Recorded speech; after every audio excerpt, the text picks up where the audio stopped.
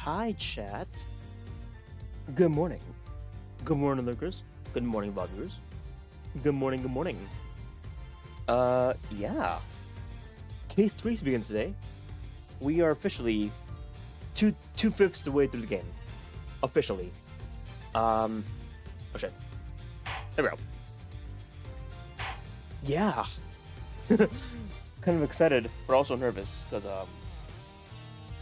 it's been a while since I finished an Ace Attorney game. Or at least a collection, technically. It feels like the ending of a story arc, technically. The start from the first game. Oh boy. I'm nervous, chat. Let's get to it, though. Turnabout Legacy. Episode 3.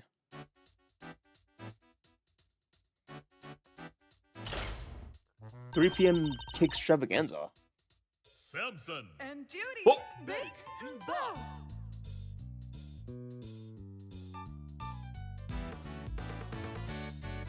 Macarons, waffles with cream, chiffon cakes, that are Zyla's dream. Laugh and sing, smile is true, all that sweetness waiting for you. Look there, what where? Over there. Oven's got something special to share. Now let's see what we've got for you. Oh, the tune goes to the lyrics, okay. The tune actually does go to the lyrics. It's cooking time. Are we make something special today?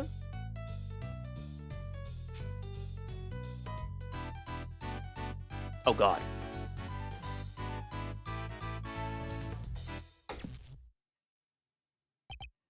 Wow. Wow. Talk about a blast from the past. Hey, Gregory. Going back there. Tomorrow. With your boy. I'm finally going to find out what happened 18 years ago.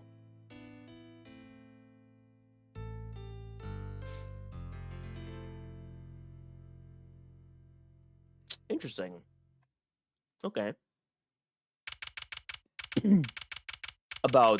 Okay, so this is about 2 weeks from case 2? Because case 2 was in like March. April 2nd, 10:05 a.m. Zodiac Hall, Fountain Room. Well, Linda, are you finally gonna tell me what we're doing here? Why have you brought me to an art gallery of all places? Hey, you got nothing going on? Seemed like the perfect chance to come enjoy the magics of star sign stuff together. I'm leaving. Chill, big guy, I'm just joking. You know about the IS-7 incident, yeah? Your old man's last case? Of course. Von Karma took great pleasure in showing me the files as soon as I became prosecutor. And I reviewed them again last night after invite. See? I was also present at the trial all these years ago, although my memories of it are somewhat hazy.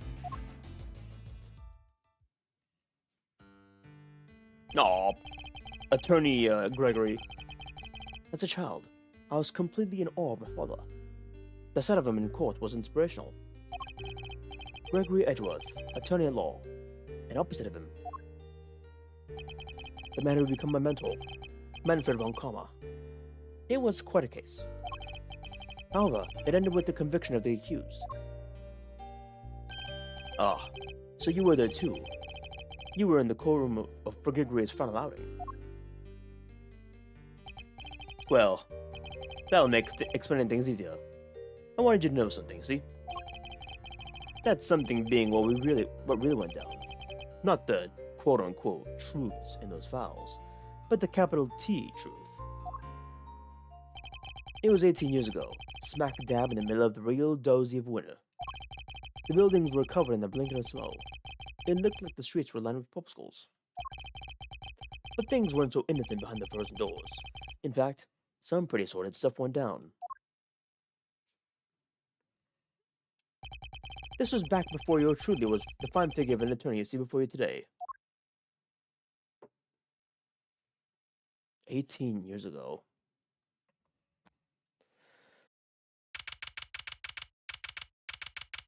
December 24th. 12 o'clock. Oh god. It's almost Christmas. Not another almost Christmas. Oh god. 5 o'clock p.m. Detention center. Visitor's room. Oh shit.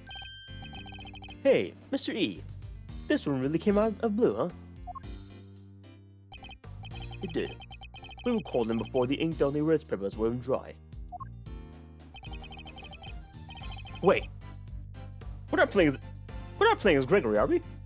No way. My name is Gregory Edgeworth. I'm a defense attorney. I'm here visiting a client with my assistant, Eddie Fender. A murder on Christmas Eve? What's the world come to? In the dark of night, in the end of day, I saw 2 timeless saviors coming my way. Oh god, it's Samson. Welcome, my friends, to the visitor's room. And if we're not friends, then I'm sure we will be soon. Whoa! Talk about an entrance. I was not expecting that. The guard himself was like, ah. That's kind of funny. Neither was I. Oh, sorry if I surprise you. I'm just happy to see you both. Thanks so much for coming out. Seriously, I can't thank you enough. You're the accused, I take it. I am. Gregory Edgeworth, attorney at law. At your service.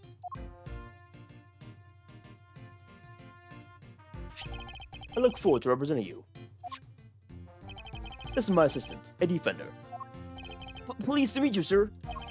I'll do everything I can to help. Come now, Edward. Calm down, please. You have to forgive him. He's still new to this. He's been helping out me part-time, but he's far from a fully fledged lawyer material. Nevertheless, I'm hoping he'll be of some assistance in the investigation, investigating particulars of the case. Gregory and Eddie, it's an honor to meet you both. My job as a defense attorney is to save my clients from wrongful convictions. So the first thing I have to do is establish whether or not he is truly innocent. Perhaps we could begin by having you tell us a little about yourself. What am I thinking? I haven't even told you my name yet. I'm Samson Tangaroa. Tangaroa? What? Is it really you? Samson Tangaroa, the world's greatest confectioner? You flatter me, my young friend. And call me Samson. All my pals do. Wow! Thanks, Samson. I will. I can't believe I'm meeting you in person. It seems that he knows something about our client. Mr. E! Mr. E!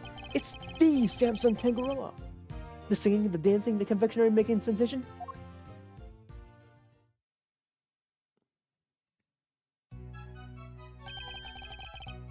What shall we make today, kids?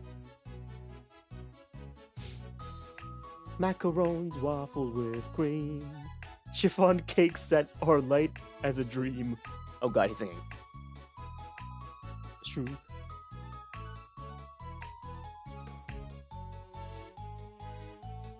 Oh god.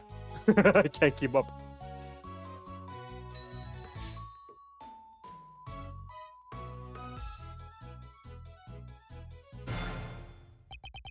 I almost started dancing along. No way!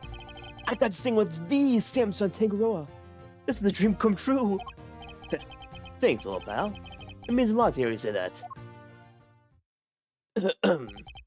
my apologies, but I think we need to discuss the matter at hand. Of course. I'm sure you're both very busy.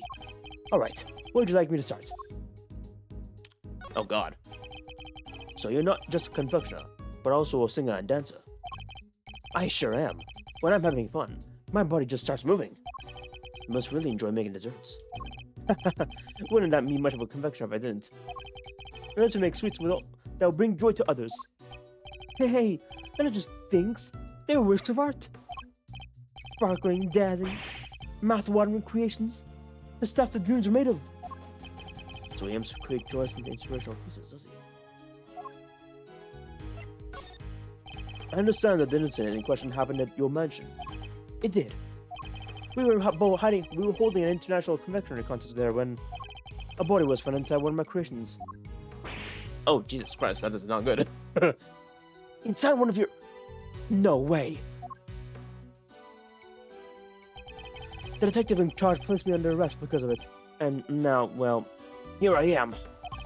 But I can never take a life. Never. I'm sure the police will see that in time. They realize that mistakes? I sure hope so. And what can you tell us about the victim? His name is Artie Frost. He was taking part of the contest. Mr. Frost was a wonderful confectioner. His creations were things of real beauty. I just don't understand. Why would he have to die? I'm sorry. He seems genuinely upset that over the victim's death. I think I have a pretty good measure of mine now. Mr. Tangaroa, there's just one last thing I need to confirm with you. You didn't kill Mr. Frost, correct? Correct. I swear to you, I didn't.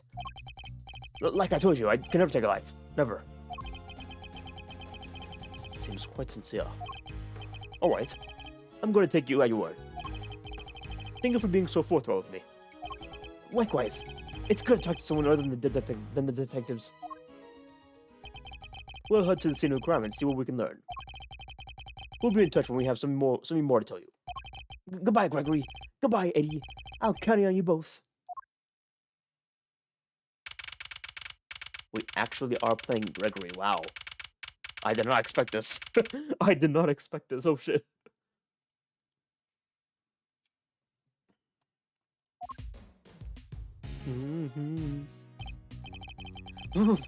It's pretty cold out there, huh, Mr. E?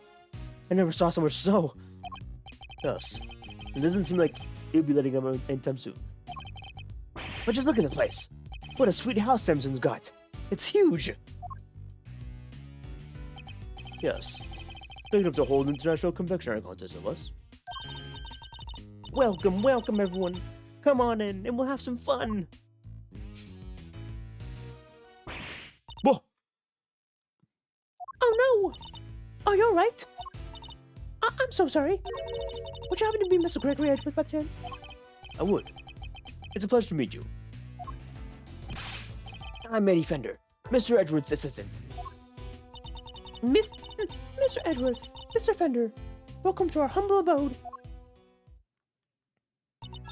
Judy Bound, it's an honor to meet you both. I'm the housekeeper here, and Mr. Tangaroa's assistant. You're no housekeeper. You're Judy Bound, the Judy Bound. You know a little something about work? A little? I watch you on TV every chance I get. I'm Bacon Bop's biggest fan. It's very kind of you to say so. We'd be nothing without friends. And what might Bacon Bop be? It's only the biggest show on the TV. Every kid on the planet loves it.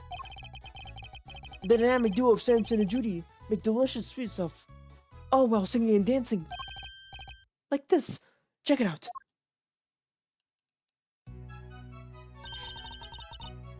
Oh god. Oh my god. Fluffy, show cream, tiramisu. Everyone, come along. Baking treats with a smile and song. Oh god.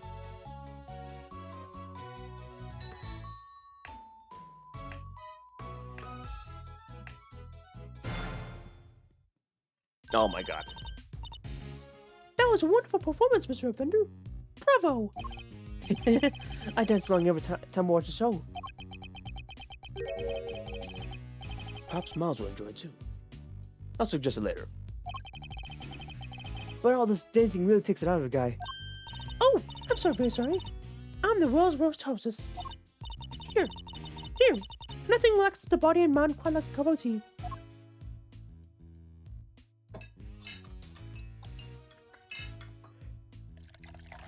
Oh.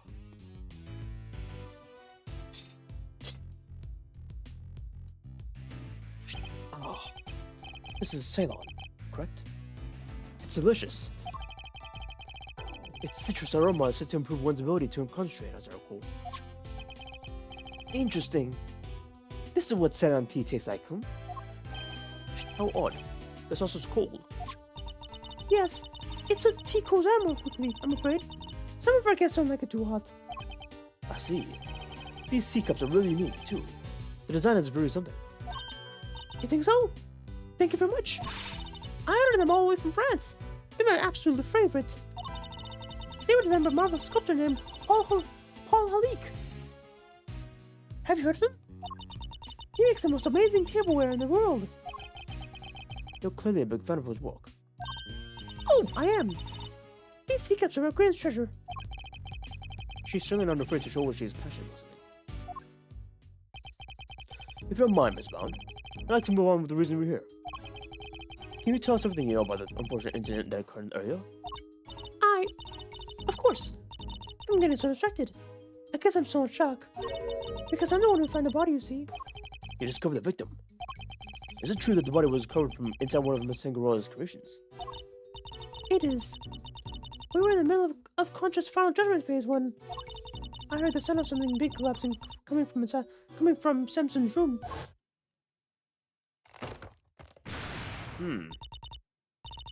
Samson? Are you here?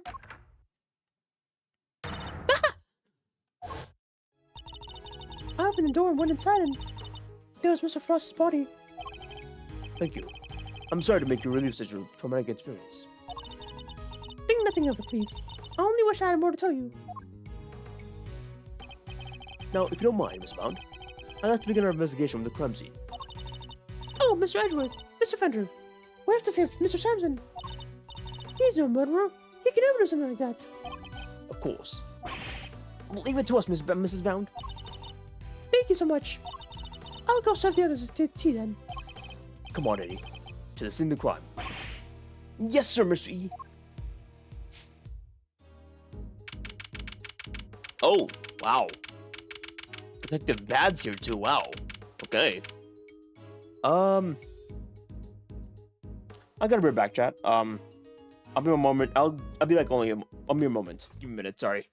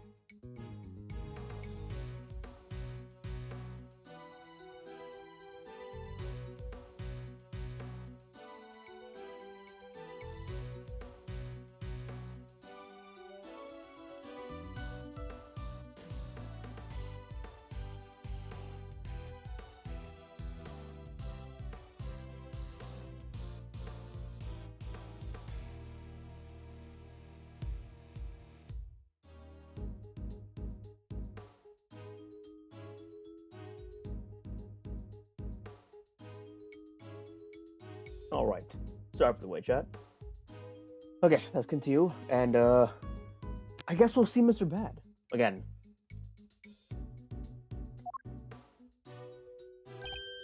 No way! Everything in this room is made of chocolate. That sounds like a bad idea. I've seen Willy Wonka too many times to know that's a bad idea. I can't believe I'm getting to see so many of Mr. Sampson's creations that's up close and personal. I might be more excited myself if the room was a murder scene. Just hearing you say that sends a shiver down my spine. Might be just the temperature in here. It's rather cold. Yeah, now that you mention it, it is pretty chill. Achoo! Defense of the defense on the scene already. That was fast. Hi, Bat. It's a pleasure to meet you, Gregory Edgeworth. I'm representing Mr. Tangaroa. This is my assistant, Eddie Fender. Nice to meet you. Bad. Detective Tyrell Bad. The detective in charge is Mr. Bad. I'm a man of few words. But something about this doesn't taste alright. You're eating your notepaper. He likes to chew on our sauce rather than literally, I'm afraid. It helps him digest and remember them. It's a little quirk of his. Please try to ignore it. Although I'll be the first to admit it's easier said than done. With introductions out of the way, Detective Bad, would you mind if we join you in investigating the scene? Sorry, not gonna happen. What? How come? Mr. Edgeworth is Mrs. Tangaroa's attorney. Yeah, and attorneys will do anything to get him off the hook. Even put words in the client's mouths. You think I need that on my crime scene? Mr. Edgeworth would never do something like that. I don't trust attorneys. Okay, kid. Detective, you established my client's supposed guilt based on an investigation of the crime scene, correct? That's usually how it works, yeah. What of it? Then extend to me the same courtesy. I believe he is innocent, and I would like the chance to prove it. You believe he is innocent, and you didn't even see the crime scene yet. That's some flimsy lawyering. That's exactly why I wish to see the scene for myself. I need to ensure that my belief is based on solid evidence and sound reasoning. You were about to tell me you're not leaving until I let you walk over the scene. I am. Fine. Knock yourselves out. Thank you, Detective. But I'm coming around with you. Like I said, I don't trust attorneys. If you're good with that, go ahead and get to it. That was Lollipop the whole time? Must admit, it didn't seem like one come either. We better get started then. I need you to take notes, Eddie. On it, Mr. E! Let's get this over with. Holy shit, we're playing as Gregory. Wow. This was not on my bingo card today.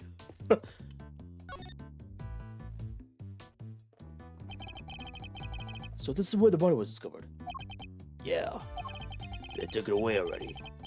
But everything else is just how we found it.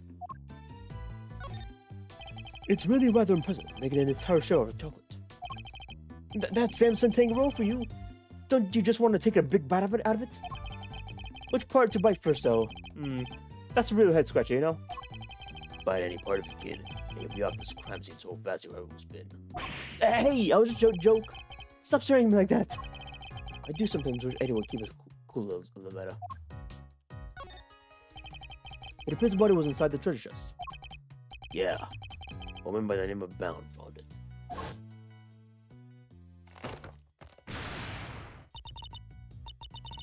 Samson, are you in here? What? Seems she heard something breaking and came in to see what it was. if only we had just a little more information. Hmm? Something else in here. Oh, it's... looks like a seal of some kind. With somebody's initials in an intricate shape carved into it. Is this for making those fancy wax things on documents? Do you think it belonged to the victim? No idea. But it's gotta get logged anyways. So I'll take that. It's technically backwards. If it's a seal, then it'd be backwards. Or mirrored. So it's PH. Interesting.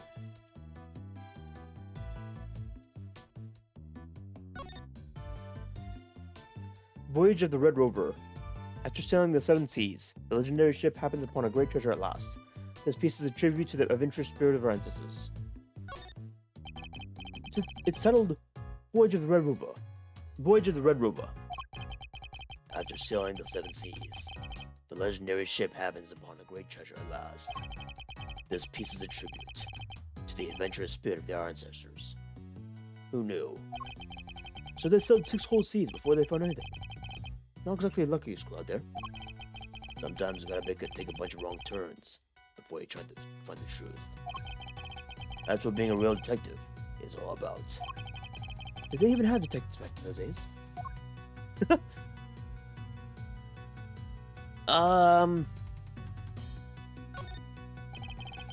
One of those sensors for their ship is broken. The ship must have collapsed on the treasure chest when it smashed open. Wait! Do you think... could that be how the victim died? Was he crushed by the ship? If it was, this would become an accidental death. This becomes an accidental death, and not a murder. You're too serious. Don't worry, detective. For the moment, we're simply discussing a possibility. I was being serious, though. Man. Detective, could you tell a little more about the state of the victim's body? Let me see. Got a picture somewhere in place. You can see for yourselves. That was from blunt force trauma.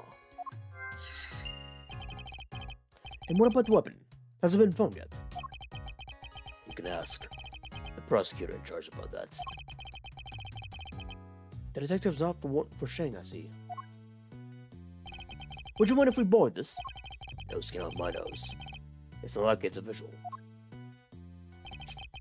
Bound took it with the instant camera she found with the body.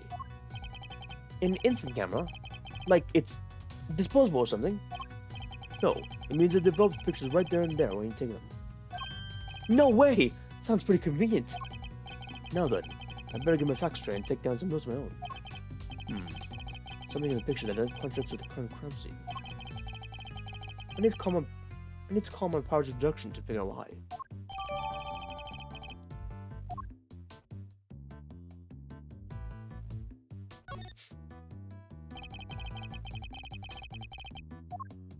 Huh.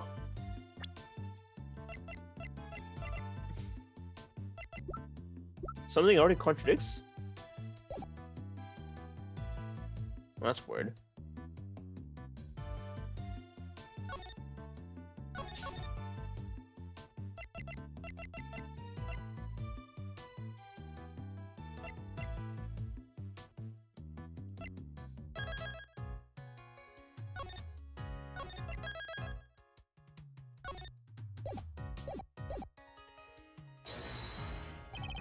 Could this be related to the evidence somehow?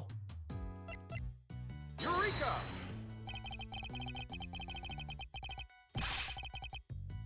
Eureka. It's made of chocolate. You be on it right now. Putting down the little stream over there. Looks like the most person may be ejected from the crime scene. Need to calm down and think of this over one more time. I'm certain there's something missing out that ought to be here. Something missing that ought to be here. Oh, the blue cape. The blue tarp. I see, okay.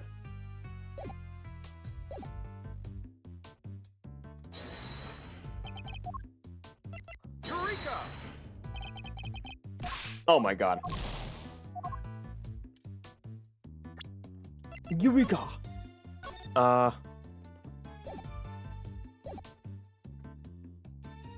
Is there something missing? I don't know. Oh my god, he has his own thing. It's gotta be the broken sand. The sand broke, and the ship collapsed with it. And the loud sound it made brought Miss Bound running. Yeah, she said the ship had already keeled over the time she got in here. But why did the ship sand collapse? What caused it to break? Maybe the whole thing was off balance from the get-go. Could it really been the case? Oh.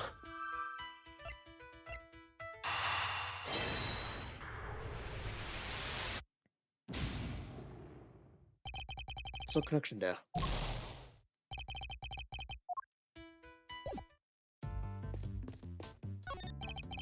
The Red Rover and the Crimson Tide. It looks like this is a title for the inspiration for everything on display in their room. The ship and the treasure chest, of course, but also all of the other nautical objects on display. It's certainly a suitable grand theme with which to showcase Mrs. Angaro's talents. This is a fine selection of nautical paraphernalia. You think one of them could be the murder weapon? No, they're all made of chocolate. You'd have a hard time bludgeoning someone to death with one of them. Can't tell what's real in here. They really do look genuine. Can hardly tell the difference myself. A true testament to Miss Angaro's skills.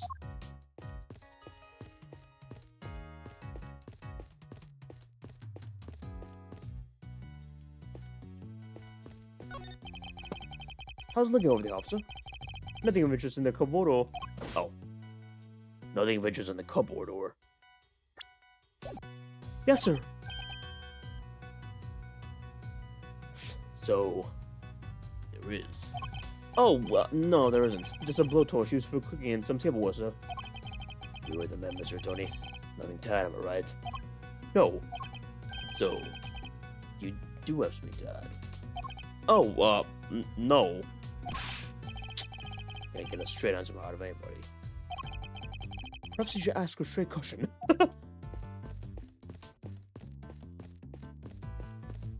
Who are you?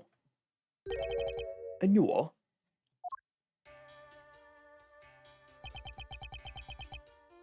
Huh. Sorry. Meditating. Did you want something, detective? Oh, I'm an attorney, not a detective. Gregory Edgeworth. A pleasure to meet you. And I'm his assistant, Eddie Fender. I see. Name's Carmelo Gusto. I'm a confectioner, here for the contest. You are? What's your specialty, Mr. Gusto?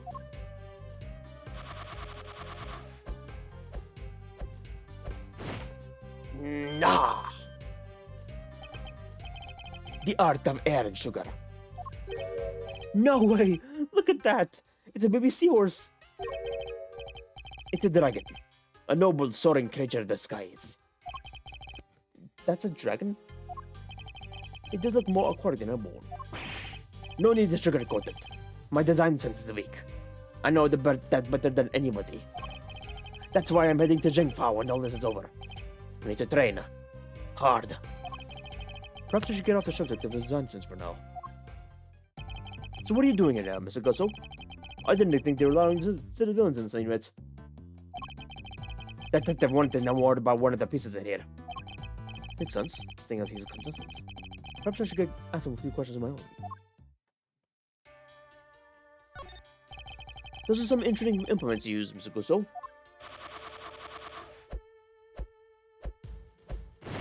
No! Sugar blowing pumps. They pump air into the sugar. They're so cool! It's like watching a swordmaster do his thing! I'm no master. Not a day goes by that I don't hurt myself one way or another. That's why I wear red. Why wear red? That way. It doesn't matter when I make a mess. The way the confectioner is the only one. You never stop learning. Not until you die. Every confectioner sounds like a long one, too. If he's still injuring himself on a daily basis. What can you tell us about the contest? Based on what we've seen so far, flavor doesn't seem to be the only criteria at play. The contest was kangaroo was there. It's about art. Confectionery as art. Confectionery as art. Art you can eat. Every part of it. Every single item in the room is edible. The whole place does kind of smell like chocolate. Kangaroo was a genius. A once-in-a-generation talent. Flavor and flair. He has no. And if you can't outdo the god of confection himself, you can't win. I don't know, man. Beating him in the greatest of the world does seem kind of hard, but yeah. As it should be. Whoever beats him becomes the greatest in turn. That's the real prize here. Nothing else matters. So you're competing for a title, effectively. And the treasure. The ultimate cookbook. Tangaroa's most prized possession. If you want to know more, it's all written down here. It's a list of rules I was going to add to the contestants. Oh, that's actually useful. Sorry, I don't know much about what happened here. I only heard about it after the judging was over. How was the judging organized? It started at 3 p.m. Tangaroa began making the rounds right then around them. He left his own room, then worked his way around the venue clockwise.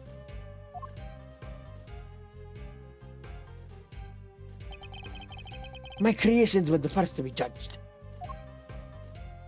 Scones? Oh shit. After that, he went to Scone's room. She's another one of the contestants. What can you tell us about her? What can you tell us about her? Ruthless. Brutal. There's nothing she wouldn't do to win. She was working with cream.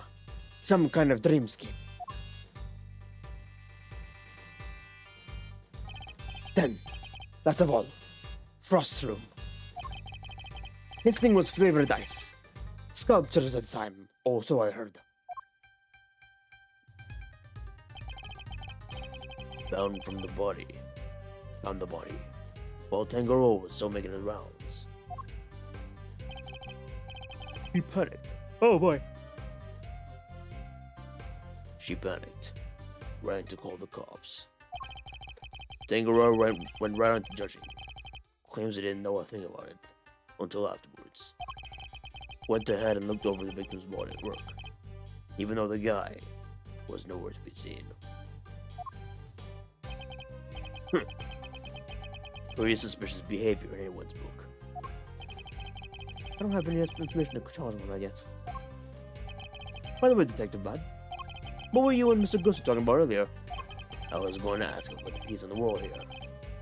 The one in the frame. Seemed like something was off.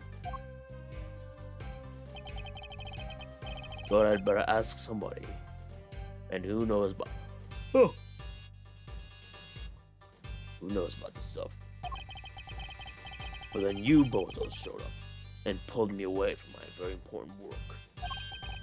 Perhaps we can take a closer look at it together. Can't take it a hint, can you? Mr. Gusto, would you mind helping us out? Of course. Confectionery is my life. If you have any questions, I'll be happy to answer them. Thank you. That's very kind of you. There's a missing candelier. A candelabra made of chocolate. Oh boy. Oh boy. I'm already yawning, that's weird. There's a title here. The Light of Life. Well, this particular light seems to be missing one of those lights giving flames. Does it have some sort of symbolic meaning? Or could it be? It's a journal. Belonging to the captain of the chocolate ship. Also made of chocolate. A Diary of Despair. That's some title. Come, hearken. See how we crossed the sea and rode the red tide to misery. Quite a jaunty rhyme for such a tragic-sounding tale. Looks like a fire alarm. Yeah, and before you start prodding it, it's not made of chocolate. Push it, and the bells will start ringing. People will come running from the security room. Oh! A whole bunch of hassle. So don't. I know you want to, but don't. Honestly, that thought hadn't even crossed my mind. Typical attorney. What does being an attorney have to do with anything?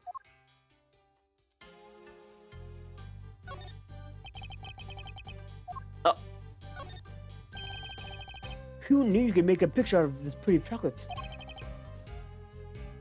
Samson really is good a god among men.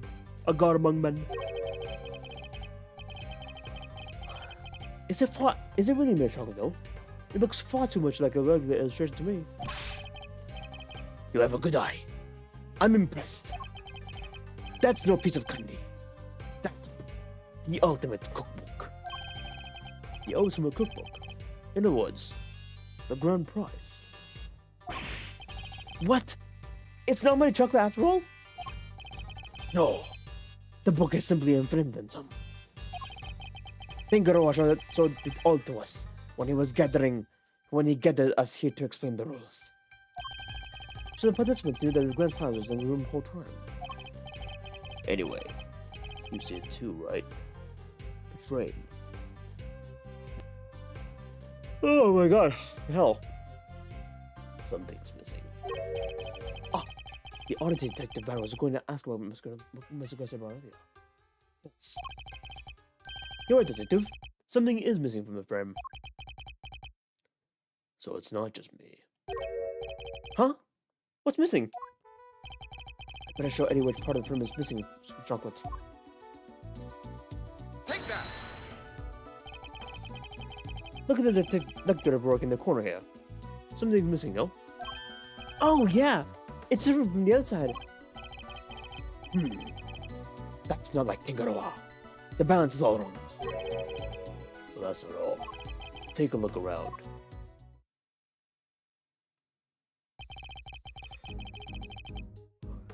Every confectionery is missing some bit. You're right! That candle holder, the nautical stuff, they're all like that. Did someone else deliberately damage them? It's a very good question. Or the Tangaroa just wanted to look like somebody who was messing with the work. He'd never do something that was to his own creations. Never! But this has some deeper meaning for the case. I must scour the scene and inspect anything that catches my attention. Are these finger marks? Yeah. We don't know whose yet.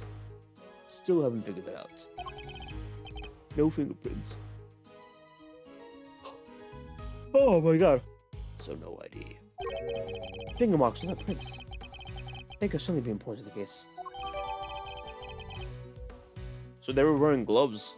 In that case, technically. It's a real head scratcher, alright? Oh, really? I'm guessing whoever was wore gloves. No, where's your sense of romance? Of adventure? Doesn't seem to be much of either of the crime scene, Eddie.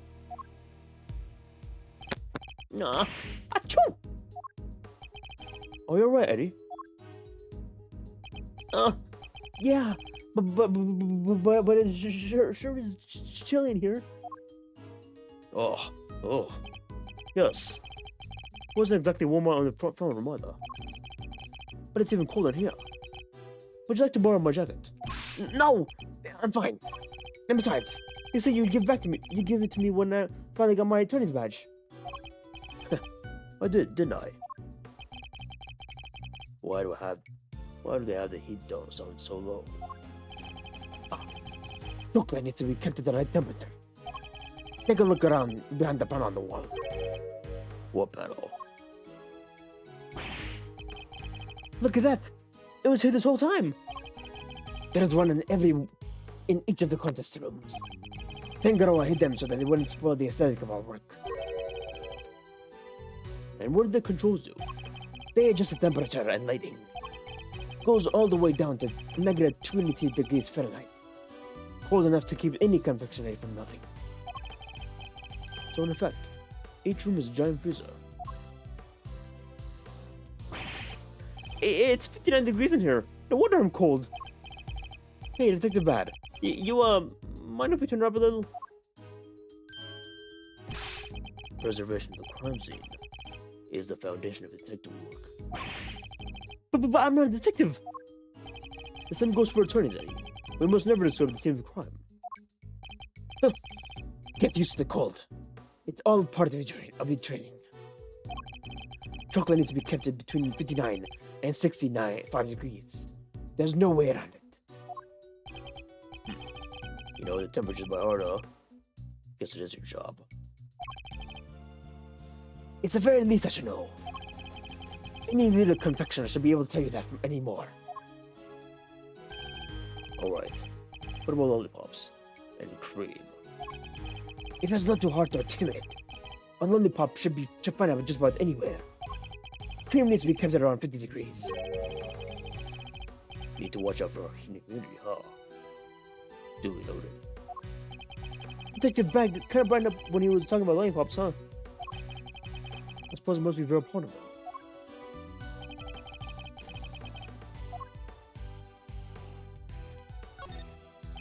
These controls can be used to adjust the room's temperatures and lighting. Red, yellow, green, dark blue, light blue, white. That's a huge range. Temperature set at 59 degrees. Light color set to white. The pieces in the hair are made of chocolate. That's why. White light makes them look better. Mr. Tangaroa must see the room itself as part of his carefully crafted creations.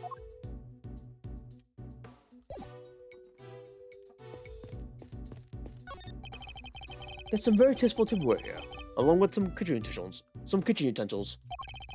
This tea set of the same design as the one Miss Bond served us earlier. You think Samson could have been drinking a tea out of that? The pots in the cup were just footprints. His were the only ones they found. And what of the case for the utensils too? Everything else had been washed, so there weren't any prints applied. And Mr. Tangaroa was wearing gloves while he was working on his confectionaries. That explains why the prints are only found in the teapot and cup.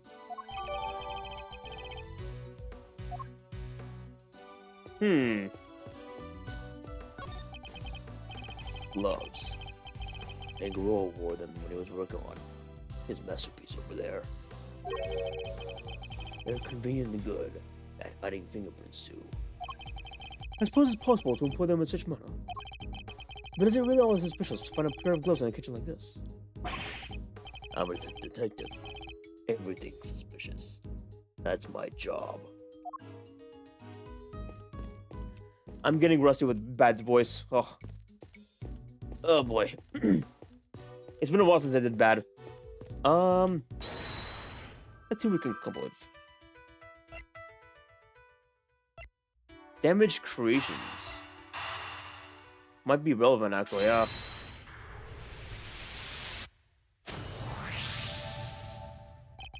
All of Miss Tangaroa's creations are missing a little piece each, including one of the suns that was holding up the ship.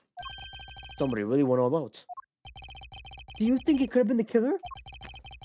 That's certainly a possibility.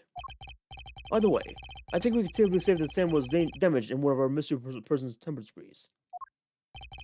When it broke, the ship fell and smashed open the treasure chest, which would have remained closed otherwise. Aw.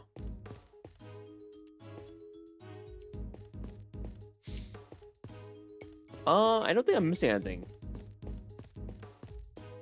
But let me just check real quick.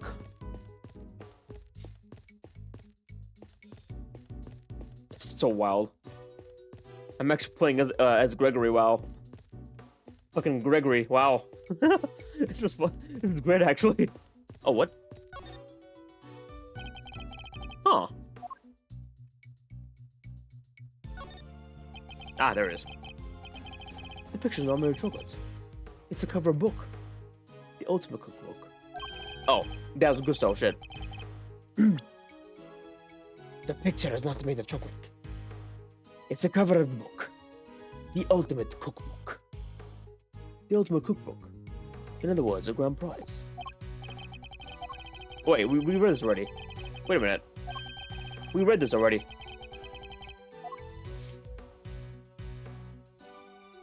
That's weird. Huh.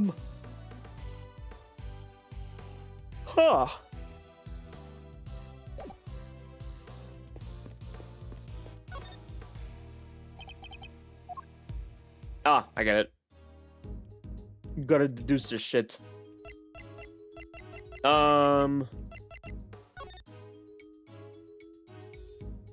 Proceed clockwise from the leftmost room. All just using decoration. Stands and display materials will be provided. Huh. So there should be a stand here. Okay. Eureka! Oh. I guess not.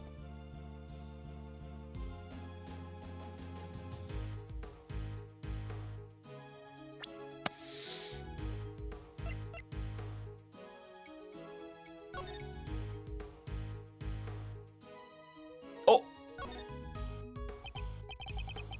Look, there's something stamped on the bottom. It says PH. I suppose I suppose it must be Paul Halik's pottery mark. Those are his initials after all.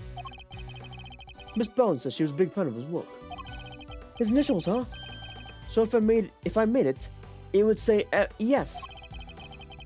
Perhaps you should practice by initialing your personal belongings first. Yes. What a gorgeous design. Really? It just seems a bit out there to me. Like, how do you even get the T in there? Art isn't about functionality. It's about form. Guess I'll have to take your word for it, Mr. E. This art stuff's way behind me. Way beyond me.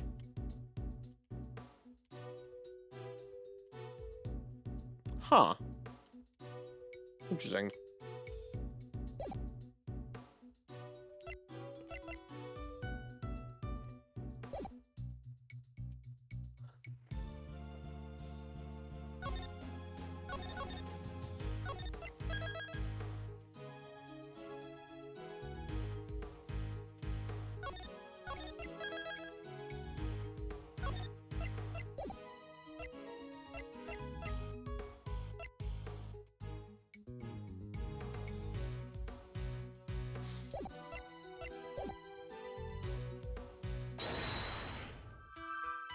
No, we only have one there.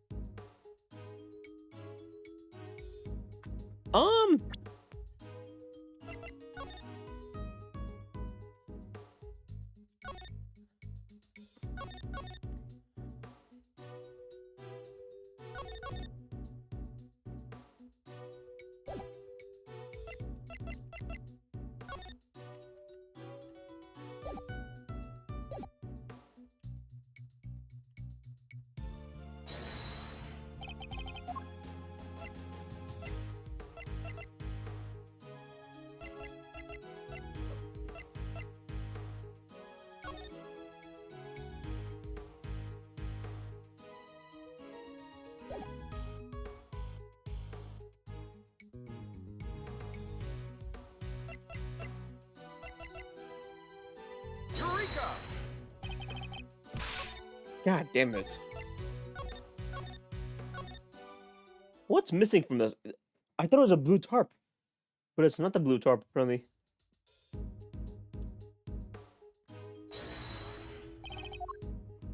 Eureka! Huh.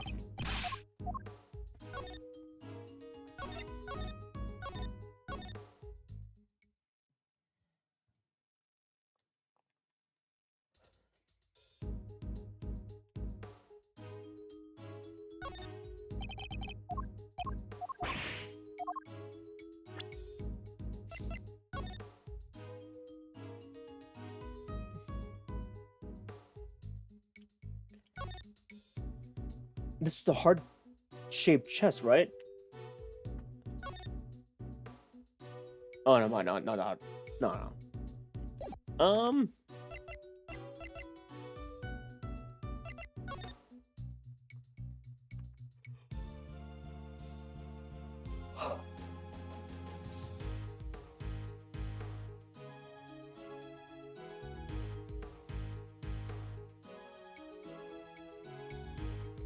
Non-confectionery items may not be used as a decoration.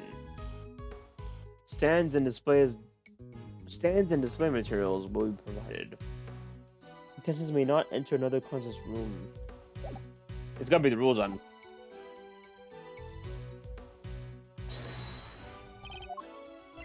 Eureka! It is not the goddamn. Oh my god.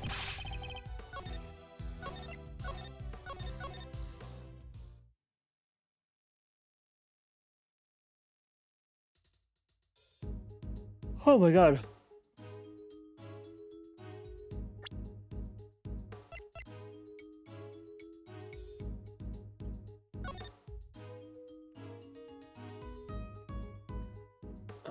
Huh.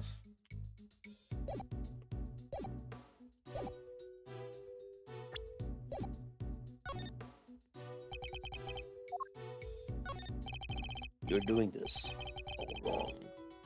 An investigation's like a pop school. You walk around a scene.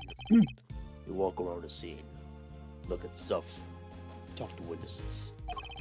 Everything you do. It's like the look of a popsicle. Slowly, you eat away at it.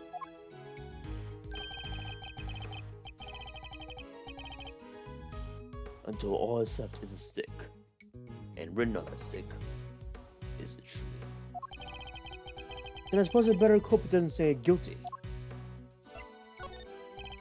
Nothing has been moved since the body was found, correct? Preservation of the scene. That's rule number one of any investigation.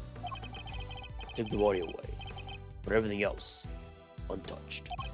Could you tell a little more about the state of the body before it was taken away? Found. Took a picture of it. You'll have to make do with that, Mr. Lawyer.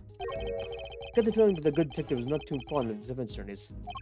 Probably best not to rely too much on them, and search of scene for clues and contradictions myself. Actually, could I present him? Wait a minute.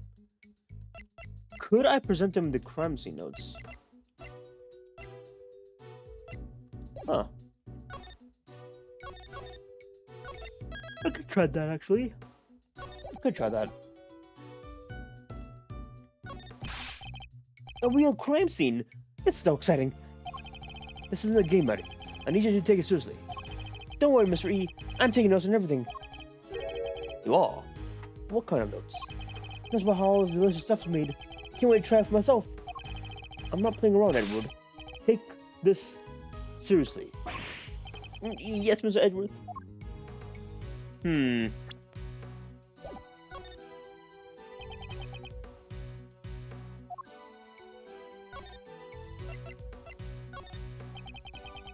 What a weird seal. If you use like a stamp, it'd come up PH, right? But if it's just for sure like a ring, it appears to say H9, I believe. H9. Hit 9, maybe. Someone's hitting streak. Nah. Seems unlikely. Sounds like the detective bad maybe in front of baseball? This case, it's, well, I can't get my head around a few parts of it. If you wouldn't mind, I'd like to know some information about the same crime. Sure. You got legs, don't you? Try using them. That's how the pros do it.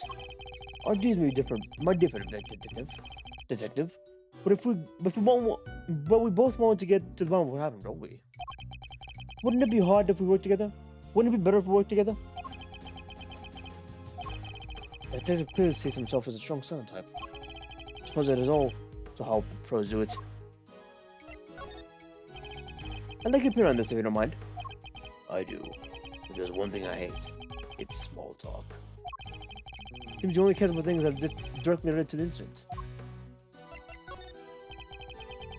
Seems the culprit. Make sure wear gloves. Couldn't lift squat from those sphere mods.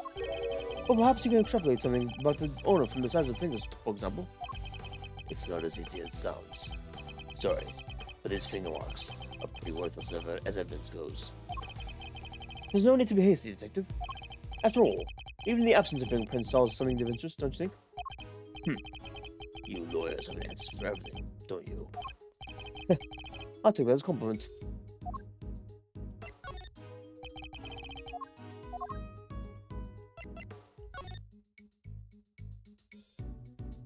Two 1XX6.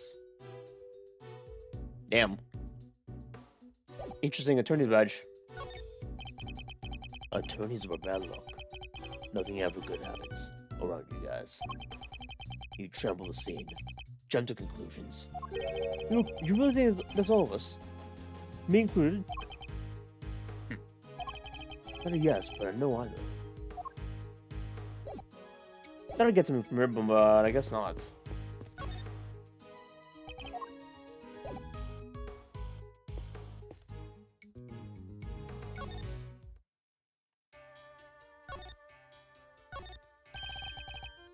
Interesting line. Yes, producing with this. Can I borrow it? Oh, I'm afraid not. It's rather important. Can't bear thought of coming any harm to Mr. Gus's hands.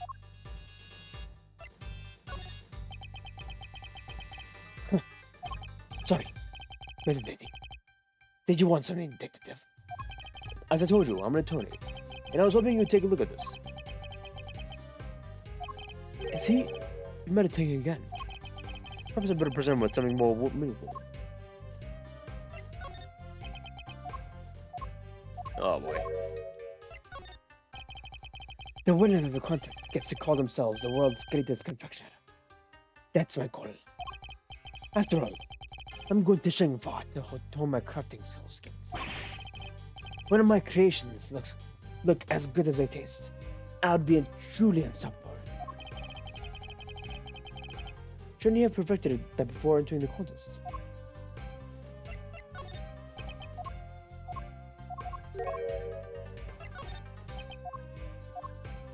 Oh boy. Why am I yawning?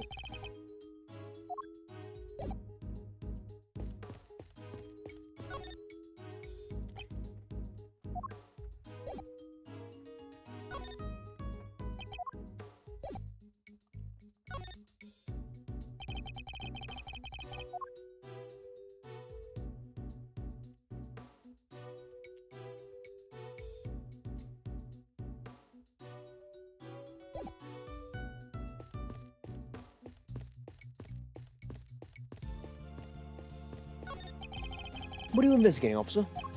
Sir, I was just taking the temperature of the water here. And what do you have learned? No, it's warm, sir. The stream in each room flows in the main fountain, and then the water circulated back to the rooms. Unusual, to say the least. I've never seen the house quite like this one. Rich folks, they're all crazy.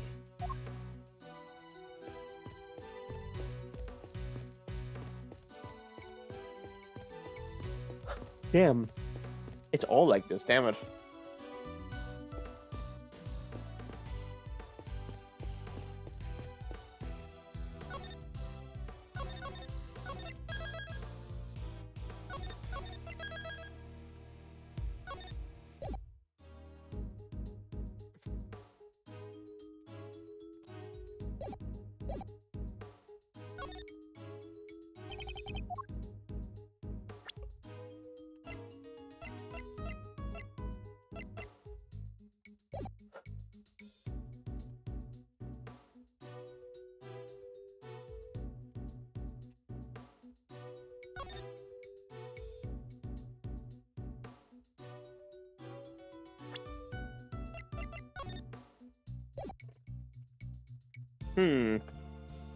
Not quite sure, actually.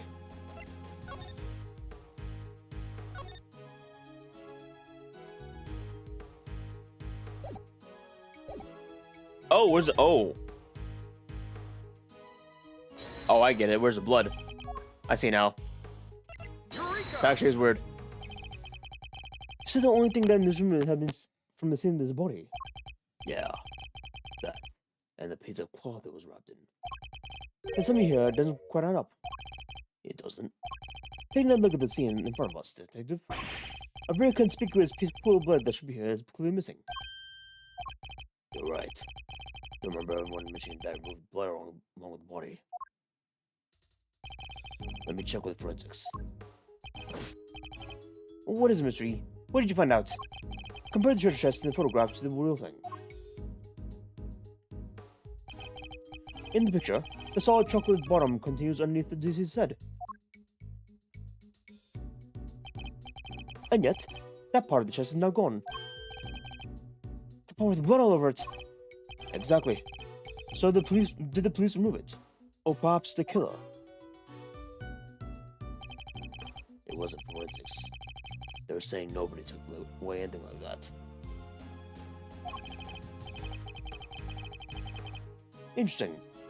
So somebody deliberately moved the blood from the scene. Could be. Interesting. That's sus. That's hella sus.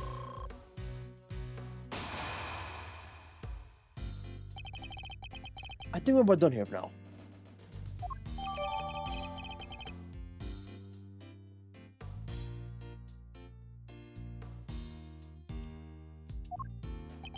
Well, if I wasn't convinced before, I am now.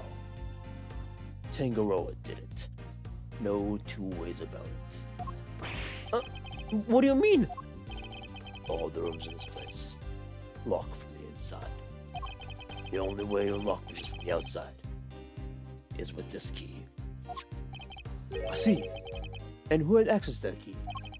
Who do you think? Tangaroa. And it's the only one. There aren't any copies. One singular key, okay.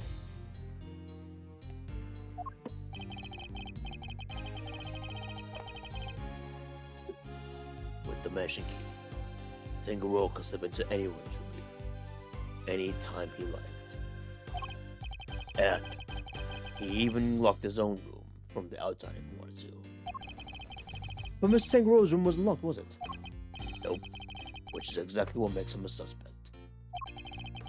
Would you care to explain your thinking? Oh, gotta rebut him. Here we go. Why I think Tangaroa did it. If the door had been locked when the body was found, Tangaroa would have been the obvious suspect. Which is why he deliberately didn't lock the room. And why he smashed in the lid of the treasure box, so the body was on full display. Everyone was supposed to gather in his room when the judgment was finished up. So he made it look like the murder happened while he wasn't here. One thing they didn't plan on was Bound finding the body. Anyways, that's my thinking on the whole thing. Good enough for you, Mr. Attorney. Do you also believe that it was Mr. Tangaroa who damaged other pieces in the room? Yep. I know you have to believe your client. That's your job. But I'm a detective, and I serve the law. And no matter how squeaky clean someone might be, a suspect is still a suspect.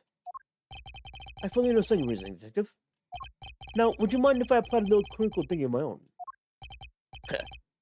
Do your worst. This is a detective who won't compromise his devotion to law. I won't compromise my beliefs either. And I'm not about to accept his version of events. In fact, I'm going to show him the piece of evidence that highlights a contradiction in his claims. Alright. I'm not quite sure what contradicts his claims, actually, but we'll see how it goes. 5 statements, okay. Hold it! That's hardly solid ground from which to base your suspicions on Mr. Tangaroa, Detective. And that's hardly solid ground to start shouting objections at the right, Mr. Attorney. Maybe quit interrupting and let me finish. Hold it! And why would he deliberately not lock the door? Because if he locked it, he might as well have held up silent saying he did it since he had only clue. But maybe it was just a coincidence. Maybe he just left it unlocked without meaning to. He just happened to leave it locked, and somebody just happened to find a body inside. Come on, kid. You'll never make a detective think like that. But I don't want to be a detective. I don't want to be an attorney. I'd be grateful if you stopped trying to steal my prints. Look, there's a reason why Tangrowth left the door unlocked. Hold it. You're saying Mr. Tangrowth himself deliberately smashed the treasure chest open? Yep. If he hadn't, the body would have never been found. I struggle to see how he managed to destroy his creation while judging the contents at the same time. Exactly! And besides, there's no way he would have disrespected the sweets. He eats every last crumb in the bacon bop while dancing! And that's the only way his stuff gets destroyed. This isn't about what happens on TV, kid. You know about bacon bop, detective? Am I the only one who isn't familiar with the shows? Wow! I never would have guessed! Can you sing the theme song too? Never mind that now. Focus. He's like, I must resist the urge. I'm on duty. The point is this. Tangrowth was responsible for breaking the lid. Hold it. The judging began in the Mr. Gus's room, correct? Yeah. I kinda wanted to check his hard candy stuff out myself. In that case, how about a demonstration? Yeah. Ha! What? You detective.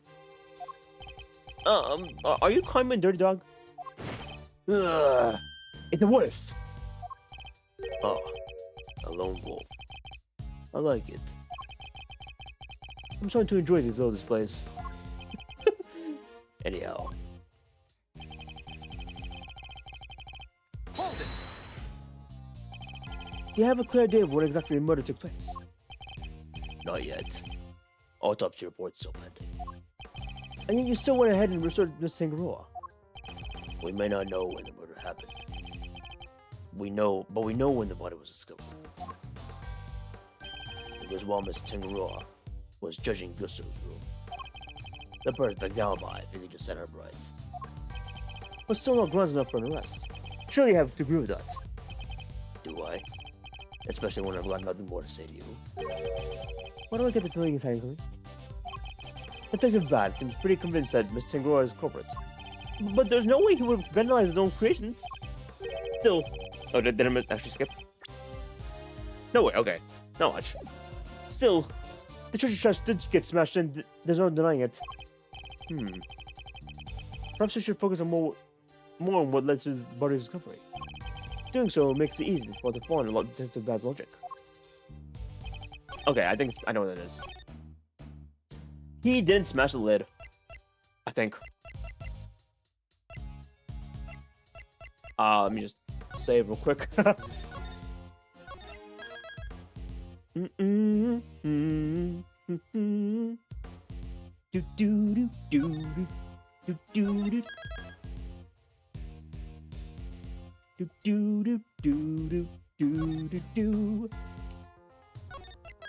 Sorry.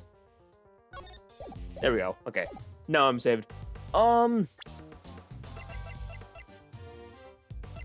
He didn't smash it. Crime scene notes, yeah.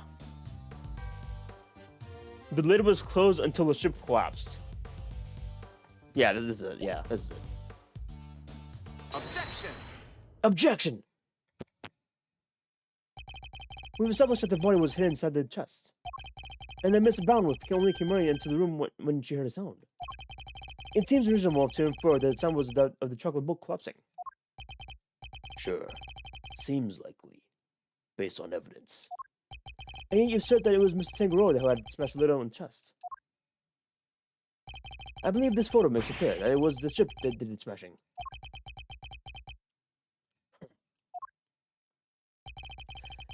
And if that had occurred only moments before Mr. Brown had into the room, then it couldn't have been broken by Mr. Tangrowth, who was not judging the contents at the time. Hold it. I never said it. He did it then and there. He could have done something to the stand, so it collapsed when he was in the middle of judging. Objection. Have you had any way of proving that assertion? Nope. But the investigation isn't over yet. There's still time. So he doesn't have anything conclusive. Have you found any prints in the room that doesn't Mr. Tangaroa? Yep. On the door. But we found Tangaroa's and Frost prints on there too. We were all brought here for the briefing. Right before we started work on our creations. Those prints are probably from then. I tell you haven't checked any of Mr. Tangaroa's works for prints yet. Why would? We know that somebody tampered with them. Therefore, it's possible there have some prints behind them who did so. Ugh, fine. But if you don't find anything, your guy's still on top of my list. Got it. You! Check all the chocolate stuff for prints. Now! Yes, sir! Right away! Detective Bad! We finished dusting the chocolate, and we found prints that didn't belong to Miss Tangaroa, sir. Oh. Go on. Whose? Delicia Scone, sir. She's one of the contestants. Good work. You can go back to whatever you were doing investigating for. Yes, sir! So it seems we have a suspect besides Miss Tangaroa. Even with all your lowering input, I wasn't about to wrap up the investigation anyways. Oh, my bad. I'll go speak to Miss Stone and see what she has to say for herself. Delicia Scone. Mr. Goso mentioned her too. He said that she was ruthless, that she'd do anything to win. This Scone lady sounds like a real pretty suspicious character, huh, Misery? Yes. I think we better try and speak with her ourselves as well. Detective Bad, would you mind if we come to you? Babysitting you is not my job. No, come on! But, I guess you did pick up a couple useful clues already. So if you want to tag along, be my guest. Thank you, Detective. You're too kind.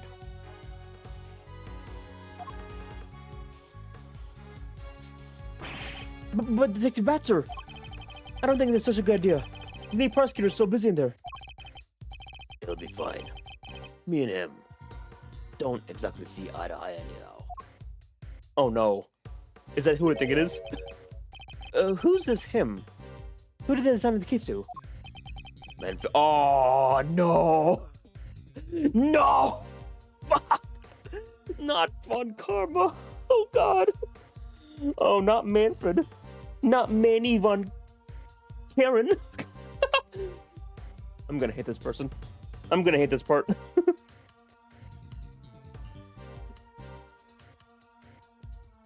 Manfred Von Karma. What? They gave it to Von Karma? He hasn't lost a case in 25 years! Manfred Von Karma, a living legend over at the prosecutor's office. We've never faced one another in the courtroom, but I've heard plenty of stories. They said he'll do anything to ensure a guilty verdict. But I can't let them distract me. For now, I need to only continue what I do believe is right. To be continued, okay. This should be interesting then. Right. Still beginning, okay. Interesting.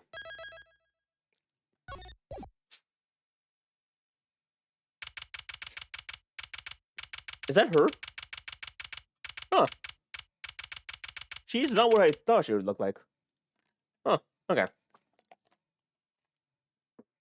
Wasn't expecting her to be have a pink color scheme. I was expecting an ice cold blue color scheme. Oh well.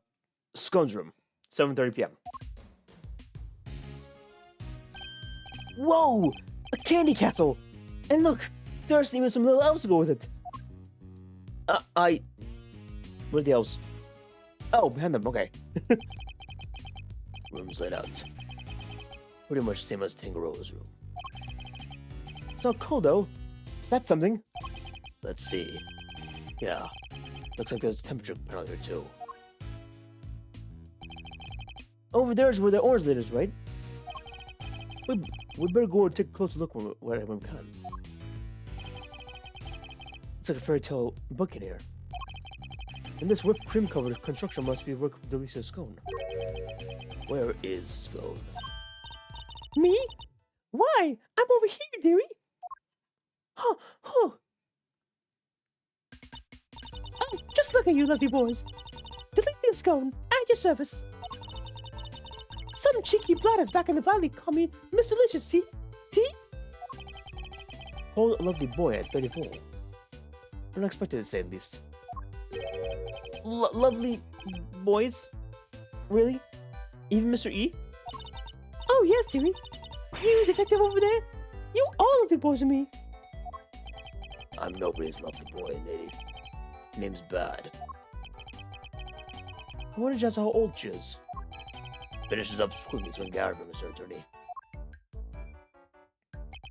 Yes, alright. Oh, fuck you. What's the meaning of this? Chit-chatting. Mr. Edgeworth, some scary guy just stepped out of the castle. Von Karma. Oh, the prosecutor name. What? He's Manfred Von Karma? Sorry, mannequins. Notorious prosecutor Von Karma himself. It's a pleasure to meet you, Mr. Von Karma. Gregory Edgeworth, attorney at law. I couldn't care less what your name is. Your job is to lose me and disappear. Never to show your sniveling face again. What a thoroughly rude individual. You can say that again, Gregory. You can say that again. Those piercing eyes, that furrowed brow. Ugh, you're even scarier than they say. And you might want to keep such a rude thoughts to yourself, Eddie. We were hoping you might permit us to carry on some brief inquiries, Mr. Vakama. And why would I wish to extend to any such courtesy? This clearly isn't going to be easy. So long as your inquiries are limited to this room, I suppose I'll allow it. Why that sudden change of heart? You! The tall fellow! Name's Bad. Is that so hard to remember? I didn't ask for your opinion. The thoughts of a lowly detective do not concern me. But I do admire your spirit. See to it that these worms don't step our line. Why do I have to? I'm not offering you a choice, detective. I need to go and look over Gusto's room. Good day. Huh. These bitches need to get away. Great. More babysitting. Why are Detective Bad and Mr. Malcolm investigating together? They don't seem to know each other very well enough to be bad blood between them. Well, looks like we have to permission to investigate. Guess we better get to it. Indeed. I'm not sure I trust Mr. Malcolm's motives, but at least I can do it that much. Hold up. I haven't been over this school yet, either. You're not messing it up before I get my chance. You have to wait until I'm done. Huh? But I thought you were lead detective. How come you didn't take a look at this room yet? Because I wasn't the first one they assigned. One of Uncomba's pets was on the job before me. Right up until just now, in fact. I got here not too long before you did. Answer my question about why they don't work together so early, I suppose. Let's say we look over the room together, detective. It worked well enough before. They won't have to worry about us messing it up. They can keep an eye on us as we go. What kind of screwball attorney asks to have a detective breathe down the neck? Huh. Guess I'm stuck with you for a little while longer. Yes! You're amazing, Mr. E! A pleasure. You have for things, Detective Bad. Don't be too grateful. This is my scene. The second you get in my way, you're out of here. Of course. We understand. Now, shall we begin? Begin investigation! Alright, let's go. What's first? I guess it's sign. The four adorable elves and a sweet little castle made of sweets. So that's the thing behind Mrs. Scorn's recreations. Unfortunately for her, things aren't quite as sweet as around here. She's trying to make it out. What are these? These must be the various tools Mrs. Skull used to build a castle. Buckets filled with cream, trowels, and a brush. Is she a pastier for plasterer? Don't you go making jokes at my expense, you cheeky little devil! I don't just slap stuff on the wall like old silly old plaster. I have to spread the cream out lovely and smooth, and then work out all the rough patches. That's literally exactly what plaster does. What a plasterer does. What a plasterer does. What's the matter? Something weird about the ladder? It's not a ladder, Detective Bad. It's a step ladder. I love it. This is literally in every game, and I love it. The ladder, step ladder. Arguments between each character. Oh, it's so good. Same difference. Far from it, actually. You know if you observe the enmeshed nature more carefully. Amazing, Mr. E. I have to remember this for the future reference. Ladders and step ladders. It's even an achievement. That's great. I love it. such a small detail. It's an incredible piece of work. Hard to believe this whole castle made out of sugar and cream. I know, right? It's like we're inside a magical medieval story or something. Wait. Oh shit, that blue tarp. Wait a minute. Oh shit, the blue tarp's there. Oh shit. That's actually, that's a tick mark for Miss Scone being suspicious. God damn. I didn't know you into such fantastical things. Sorry, Mr. Edgeworth. I didn't mean to get so carried away there. Oh, no need to apologize. I admire your enthusiasm. I sometimes wish my own son was as animated as you. You have a son, Mr. E? I do. Still in elementary school, and yet he'd rather still read a statute book than his fairy tale. I can't help but worry that his interest will make it hard for him to make friends. Oh man, that's funny. Oh, he has no idea. He has literally no idea, does he? Don't say that. He sounds super interesting. He'd make tons of friends. Me included, I'm sure. Oh, that's actually funny. That's also funny, actually. I like thinking you'd be more big brother to my friend, Eddie. A big brother, huh? Guess I have some growing up to do. Better take this seriously. Indeed. Then with that in mind, shall we continue investigation? I must scour the scene and inspect anything that catches my attention. Huh. These pillars. They have hexagonal indentations. Looks like something's supposed to go in there. Well, whatever they were, they're long gone. Hexagonal indentations, huh? I wonder. Castle's covered in whipped cream. So, maybe a giant strawberry? A giant strawberry with hexagonal buns. Look, I like strawberries, okay? Look, I like strawberries, okay? Can't blame a guy for wishing. I prefer bananas myself. Blueberries for me. I have to go with Detective Bat here. I'm a strawberry person. Although I do like bananas too. The doors of the castle have been left wide open. Yeah! Was the guy born in a barn? You could have at least closed them behind him. I'd like you to say that to Mr. Volcomo's face, Eddie. Wait! There's a bunch of stuff inside. Let's see. Hold it, kid. If anyone's gonna be handling evidence, it'll be me. Cream's going all runny. It's all over Detective's shoes. Why are all these items being stored inside a Ken castle? Alright, tell me what you want me to look at. First, there's a bunch of blue cloth back there. 1, 2, 3, 4 rolls altogether. Well, they certainly aren't made of candy. No. No idea what this stuff's for. Almost looks like somebody hid in here. I think I've seen the effect of same color elsewhere before.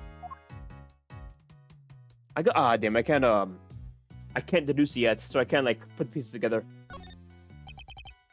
2 big rock crystals. Looks like somebody was using the castle for storage. Kinda expected something a little more exciting behind these blows. Oh, I know. Maybe they're giant uncut gems. And maybe this whole thing is based on a story about the castle with priceless treasure hidden inside. I think I'd treat my precious treasure with a little more care. There's something on the bottom of them. Looks like a little stand or something. Oh. Oh, it's for the... Okay. These are for the indentations then. The hexagonal indentations. That's easy. Okay. I was right. They are gemstones. The sands must be for where they can be put on display. Well, whatever they are. Seems they're not just a large set of paperweights. That's really about it, really. Huh. I'll look at the rest of the scene before I put 2 and 2 together.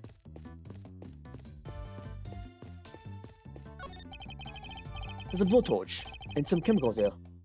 I guess it's all for cooking with. I wonder what these chemicals are. Let's take a look at the labels. Mango down 911. Homicyanide 2 4. What the fuck are these names? What the fuck are these names? Who names a chemical homicyanide 241? That's fucked up. That's fucked up. What the hell? Wait, they're all poisons. No, sir. They're common colorings and flavorings used in candies and desserts that makes the. That is, I don't believe that for a second. I don't believe it for a goddamn second. First, it's concentrated mango, boiled down to its pure essence. Hence, mango down. They're asking for trouble with a name like that. Now I'm curious as to what homicyanide might be. Who names their colorings homicyanide? Who? That's weird.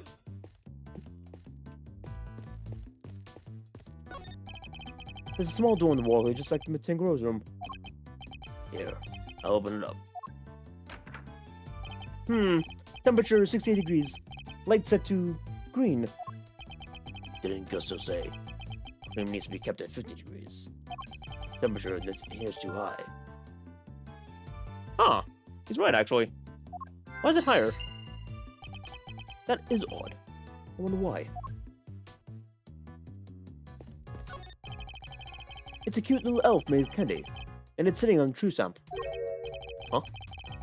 The whipped cream decorations on it are beginning to lose shape. But the elf seems completely fine. Strange. Oh, I literally can't go. Okay. Literally cannot actually go there. Gotta go around. That's fine, I guess.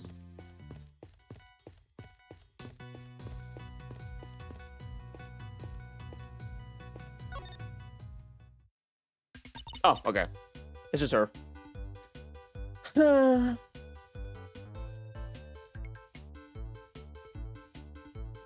Bow wow thylacinus. Thylacinus. Am I saying that right? Bow wow thylacinus? Is that a rat? Oh god. She's from Ratatouille, chat. It's Ratatouille. It's Mrs. Ratatouille. What's the matter, Mrs. Scone? You seemed a lot less cheerful when you were a minute ago. Is it Mrs. Malcoma? Let me happened between you two. Why, yes! Nothing can happen at all! But you just said yes. That was a hello, yes, you silly boy. Aren't you just the sweetest little sugar dumpling? Remind me, what was his name again? Oh, Eddie. Eddie Lumpkin. Oh, he'll go far, dearie, I can tell. Eddie Lumpkin? Seems our English gentlewoman is taking a line to you, Eddie. No small compliment. She's not exactly what I pictured when I think of gentlewoman, Mr. E. Never mind that now. We should ask her a few questions while we can. Oh, okay, she actually is English, okay. Good to know. Could you tell us about what we just did over there over the course of the contest? Of course, dearie. Let's see. It all started about 10 in the morning. That's when we set to work. And, well, I spent most of the time here in the room getting everything ready, as you expect. Oh, and there's this lovely afternoon tea for hours or for so from around 1, I think. Afternoon tea. It's English tradition. A chance to drink tea, enjoy a snack, maybe and make some small talk. So kind of like recess? I suppose you could say that. Oh, you really know your onions, aren't you, Gregory? Greggy Pegleg? Such a clever boy. When did I become Greggy? Greggy. And where was this taking afternoon tea served? I'm in the garden, of course. There's a lovely little one just outside. They do it at the same time of break during contest. Lay on a nice spread, you know. But today, only me, Samson Sillypants, and Moody Judy were there for it. Satan Poodle had already finished his big creations, so he was there for the whole time. But poor old Chillywinkins and Gussie Pants had to make it out because he hadn't finished it. Bless him. You're saying everyone except Mr. Frost and Mr. Gusso are present. That's right, dearie. To tell you the truth, I hadn't finished it either. But I wasn't about to miss out on tea and cake served by our two TV superstars. I went right back to our back we were going to finish though. Two to laugh while the others were nodding away. And at any point in the contest, did you visit any of the Sorry, Chad, I need water. I need water. I need water. A bottle of water.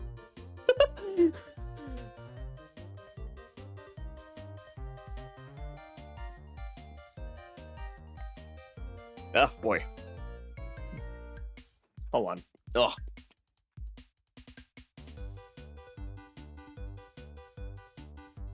Okay. And at any point during the contest, did you visit any of the other competitors' rooms? What? No, dearie. Don't be silly. That's strange, because the fingerprints were found in Miss Tangaroa's room. Caught red-handed. Wait. So you admit you were there? Oh, well, I can hardly deny now, can I? But I didn't kill anybody, I swear. I suppose I better tell you what really happened. Just promise you'll believe me, won't you, dearie? What really happened? Okay. She's pretty quick to admit it, so let's see what she has to say. What exactly were you doing in that Miss Tangaroa's room? Well, I was, I suppose you'd call it research. Research? Swimming pools, a adept hand when it comes to old sweet making. Everybody knows that. So when I noticed there was no one in there, I just popped in for a quick bit of research, and like I said. What kind of research leaves fingerprints? Yes, that, well, it stands to reason that I leave fingerprints, doesn't it? After all, it's holy research if you don't have a little nail now, is it? Oh my god. She actually tasted the, oh my god. That might be illegal. That might be illegal in contests.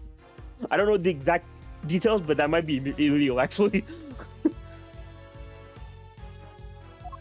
What? You ate little pieces of them?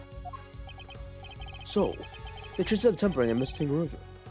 That was all you. I'm ever so sorry, sweeties. I didn't mean to make a mess. I had to take a little bite here and there, didn't I? I didn't want poor Sammy Poople to get upset. So just teensy bit of bits and pieces. And the strand holding up the ship. You took a bite out of that too, I suppose. Oh yes, dearie. Of course I did. It was you. You brought the whole thing crashing down. I'm sorry, my lovely. Truly I am. Hold on. Is that why you left that afternoon tea early? You were heading off for a second helping of sweets? Look, just please believe me. I never killed anybody, I promise. Her actions are certainly suspicious. But that's all about what we can say for now. Can we show her something? Deadly fingerprints. I wonder if this is actually hers. Oh, look at that! Don't you have the one that swears Greggy Peggle? But that color, oh no, that just won't do. Here, let me put a lovely splash of the cream with that. Please stop that.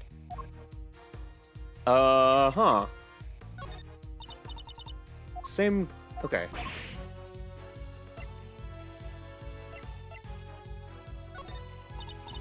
same? Okay.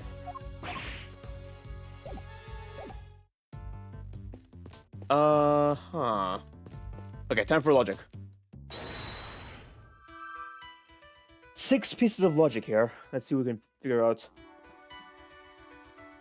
Actually, what we can do first, actually, is, hexagonal indentations, because we know that it's actually for the rock crystals.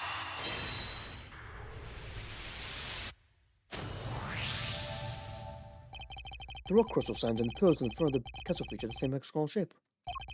I believe the crystals are meant to be placed on top of the pillars. Oh, yeah. Hexagon and hexagon. Makes perfect sense. But if that's the case, then why would they be hidden inside the castle? The rolls of blue cloth and the rock crystals are inside the castle. I imagine both must belong to Miss Scone. Miss Scone, what were you using the items inside the castle for? Huh? Oh, those? Sorry, Lumpkin, but I'm not allowed to say. Let me guess. Von Karma. How did you know? What PLAYTHRU asked me to tell you? You have my guts for gutters. It seems the prosecution really has no intention of sharing anything with the defense. Man, thought we were onto something there with those giant rock crystals, but... What's that, dearie? You're interested in my little trinkets? Your... trinkets? Yes, my sweet. I use them to make people all lovely and relaxed. You use rock crystals on cloth to do that. I do. It's wonderful. You should see it. And they're not just any rock crystals either.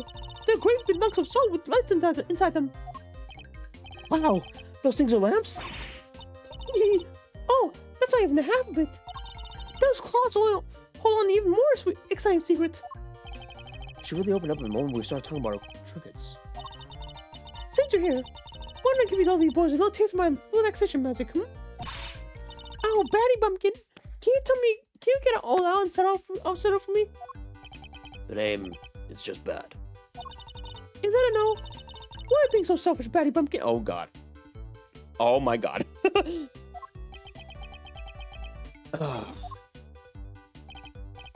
Yo, have you finished taking photos of the room yet? Yes, sir. We have, sir. Then help Miss Scone here with something, will you? Yes, sir. Right away, sir. Oh, you're a sweetie at heart, aren't you, Batty B? That's amazing, Miss Scone.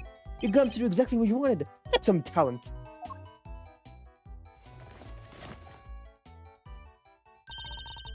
Thank you ever so much, Battykins. And you. Oh, so lovely. She's even giving nicknames to the friends guys now. I guess it's her way of showing you that she cares. So, what about this is supposed to be relaxing, exactly? Oh, don't be a big sourpuss, Batty B. The fun's only just beginning. Oh, so lovely. You can switch it on now. Yes, ma'am. Ah. Huh. Wow! It's beautiful! It is. I wish there was someone here to say it. Is this though? Isn't it just wonderful? The four noble elves and sweetest little cake make sweets. That's my thing, you see? And I thought it would be extra lovely if it was all lit up. Isn't it the nicest thing you ever seen? One of the elves must feel a little left out though. This is how it's supposed to be looked for the contest. But I'm glad you lovely boys got seen at last. Wait, shouldn't the lamps be lit too? What's happening there, I wonder? I think we better take a look at the lamps and elves one more time. Huh. It's a cute little elf made of chunk candy. This is no, that's actually new. Okay. The dream above it and the other decorations around it really added to the dreamlike atmosphere. Stay there for too long, or you might get swept up in this fantasy ourselves. Yeah, but my job is to stay right here in reality and get to the bottom of all this. Nobody's getting swept up in making flights of a fantasy on my watch. Where is this one? This elf doesn't have a illuminated cloth over like the others. That's not fair to leave the poor guy out, Mrs. Scone. Well, I didn't want to, did I, dear? But one of my cloths upset, and one of my little machines went missing. A cloth and what sort of machine exactly? Oh, you'll never guess how it works. Those laminating cloths are connected to little thingamajigs. They're called full spectrum light emitting devices. They send light down the main cable and each up to a fiber strand. That's what makes the cloth glow. With a little bit of fiddling, you can change light to any color of the whole wide world. Bright red like ferocious fiery flames. Cool blue like clinging crystals of ice. They have little special batteries and they last for donkey's years. And they don't mind the cold at all. Forgive me. So these machines, they would make the special illumination cloth light up in the beautiful colors, Mr. E. I see. So much new technology. I can barely keep them up. So these light-emitting devices, you lost one of them, and a piece of illuminating cloth. That's right, Lampkin. Heavens knows where they could have gone to. This cloth could have something to do with bouquets. Oh, definitely. This is the tarp that we saw the body in, for sure. But why that? That's interesting, though. Why would they take one of Miss Scone's illuminating cloths? Huh.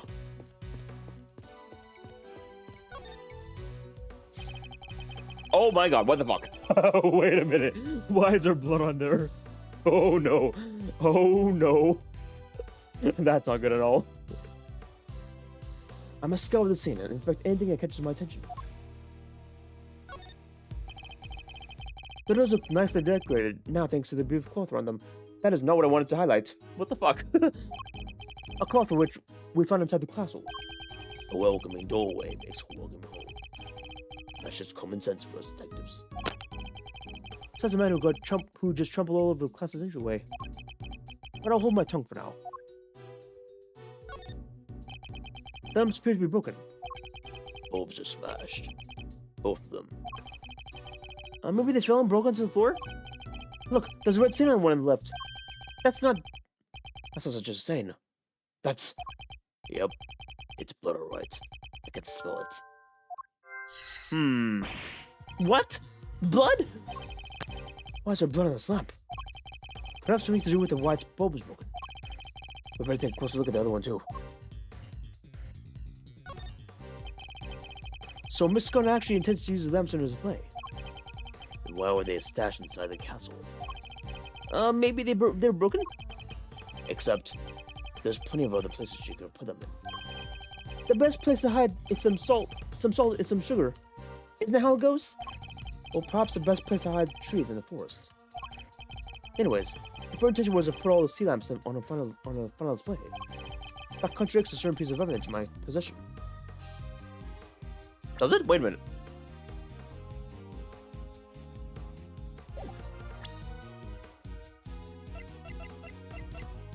Does it?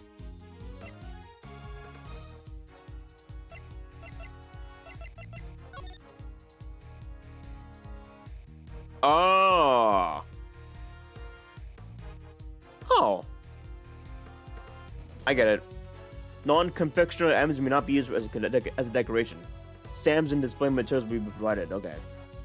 Okay. I get it now. Okay. I need to point out by making a deduction. Yeah, wait, let's do this. Wait, let me say first. Let me just not fuck up first. Hold on.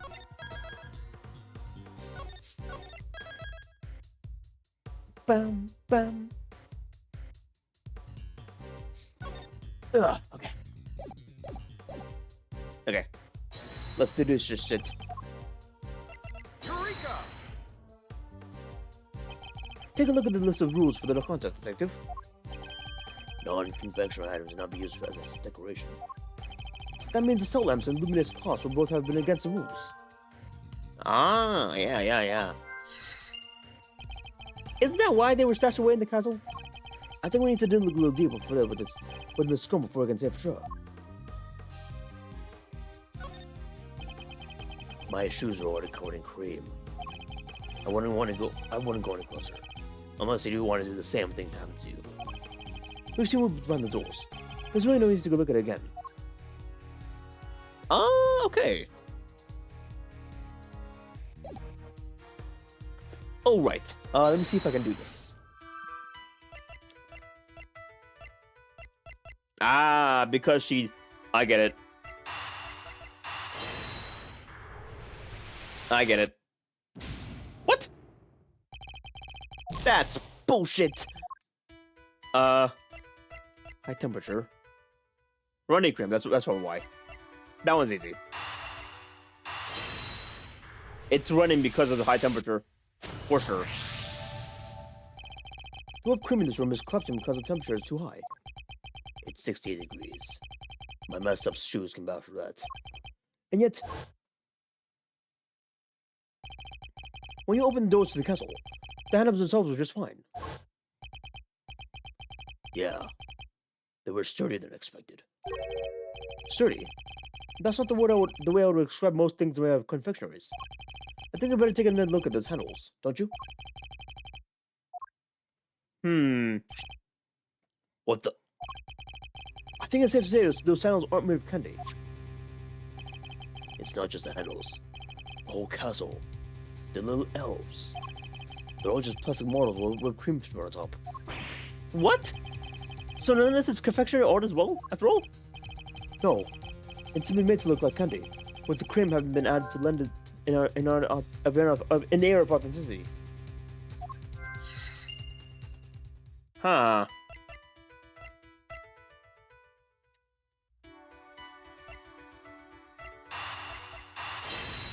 She's been breaking the rules. So not only did she use decorations that were against the rules, she didn't even make any real sweets. Mrs. Scone had made a mockery of the rules. Yeah. Guess she's not gonna get crowned world's greatest for now. And that's why it was so warm here. Do you think it's got something to do with all this? It's a good question.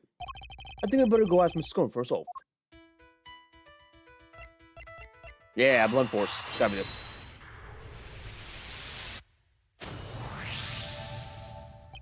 We know that the victim was struck and killed with something blunt. And we found blood on one of the camps, which has smashed bulb inside. Could the lamp not have been the murder weapon? For sure! It could definitely have done enough damage to do killing someone. You, science guy. Did you finish analyzing the blood on the lamp? On yet? Yes, sir! Just got done a minute ago, sir. The blood is the victim's. No doubt about it. There you have it.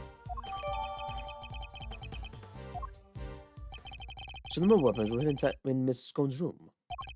I'm beginning to think we may need to add her to our list of suspects. Alright, one last thing, I guess, is to actually, talk to her now, I guess, again. Oh, I'm so sorry, Chad. I don't know who's actually here. I see some viewers, so, in case you guys are wondering, ads are gonna start in about 20 seconds. Just a heads up, chat. I might as well take a quick break myself. So I'll let the ads play, and then we'll continue after the ads come back, or after the ads finish.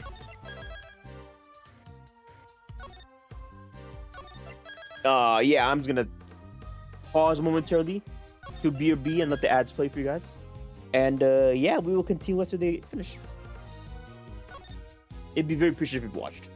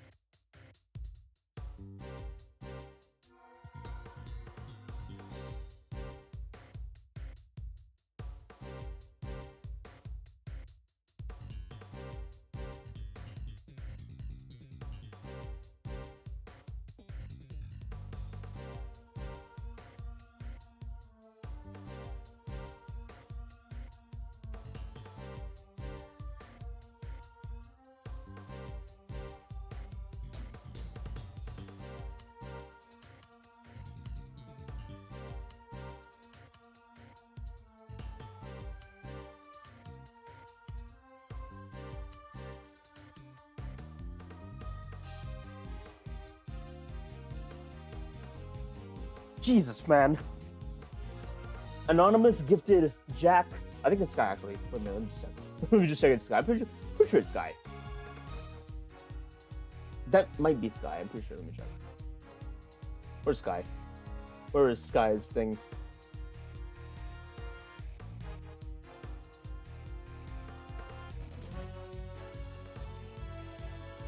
Ah, where is it? Oh, I'm trying to find it. There it is.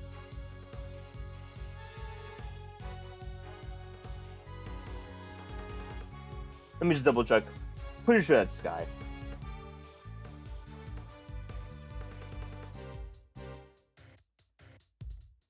Bam, bam. Bam, bam.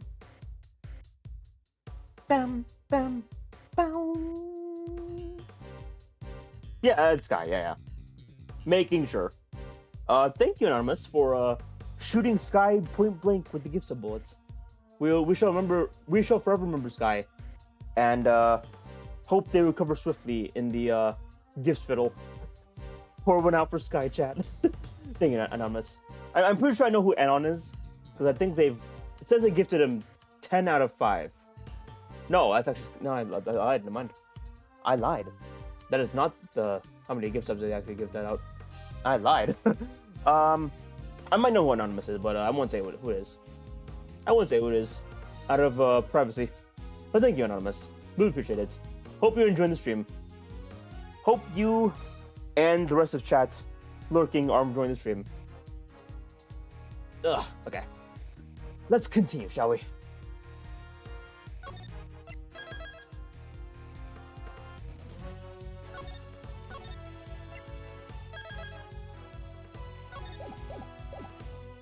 Okay. Temperature of the room. Miss Scone, why is the temperature of the room set to 68 degrees? Because I hate the cold, don't I, dearie? And besides, being chill is no good for the girl. And if I want to create my fresh face complexion, I gotta be careful about things. I gotta be careful about things. We ladies have to stay young, don't you, do? How old is she really, though? That's what I'd like to know. It's not polite to speculate on a person's age, Eddie. But most of the work made out of whipped cream. And whipped cream needs to be cooked at 50 degrees, or it starts to deflate. Is that so, dearie? Well, silly me, huh? I've already gone and made a whoopee. Wait, she really didn't know that? Ah, she's a fake. I found you, faker! Faker! I think you're the faker out here. You compare yourself to me? Ha! You're not even good enough to be my fake. I'm making it those words? Sorry. I need to say it better. World-class confectioner on my foot. Not only does she break the rules by using fake candy, she's ignorant of basic facts of her supposed craft. Miss Scone grows more mysterious by the minute. What do you think of this? Nothing, I guess.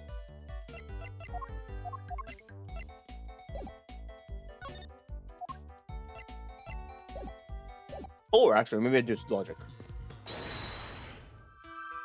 Yeah, there we go.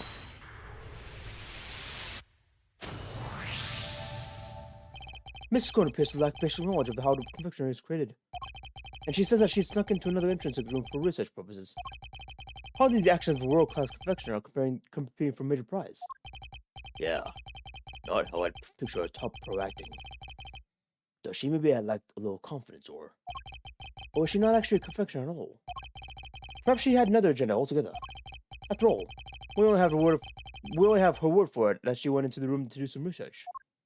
Wait, you mean maybe she went in there to commit a murder? There's no way of saying she so for certain yet.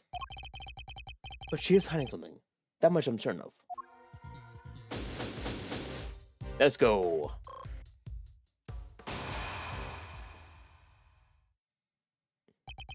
That's enough investigating for now, don't you think?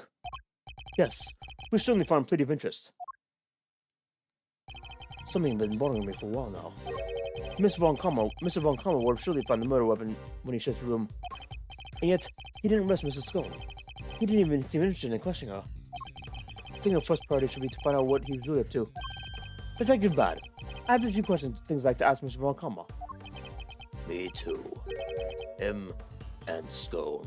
How could you, Batty Pumpkin? Stop throwing at me like that! It appears Detective Bad is suspicious of Mr. Von Kamma and Miss Scone are lying. Miss Scone, would you be so kind as to accompany us? Oh, of course, Terry. Where are we off to? To find Mr. Von Kamma. December 24th, 8:05. Wow. 35 minutes in that room. Contest venue, fighting room. Oh. Mr. Von Kamma, we'd like to speak with you if that's alright. Judging by your faces, I'm guessing you found the murder weapon. We did. It was Mrs. Scone's room. Which means that Mr. Tangarosa should no longer be the only person of interest. Nonsense. It doesn't matter where the weapon was found. Tangaroa is guilty. And as long as it is my case, guilty he shall remain. How can you be so sure that Mr. Tangaroa's guilt? You have an explanation, I assume. But why the murder weapon wasn't Mrs. Scone's room? Of course I do. And I'd be delighted to share with you. Oh god, cross-examining Von Kamma again.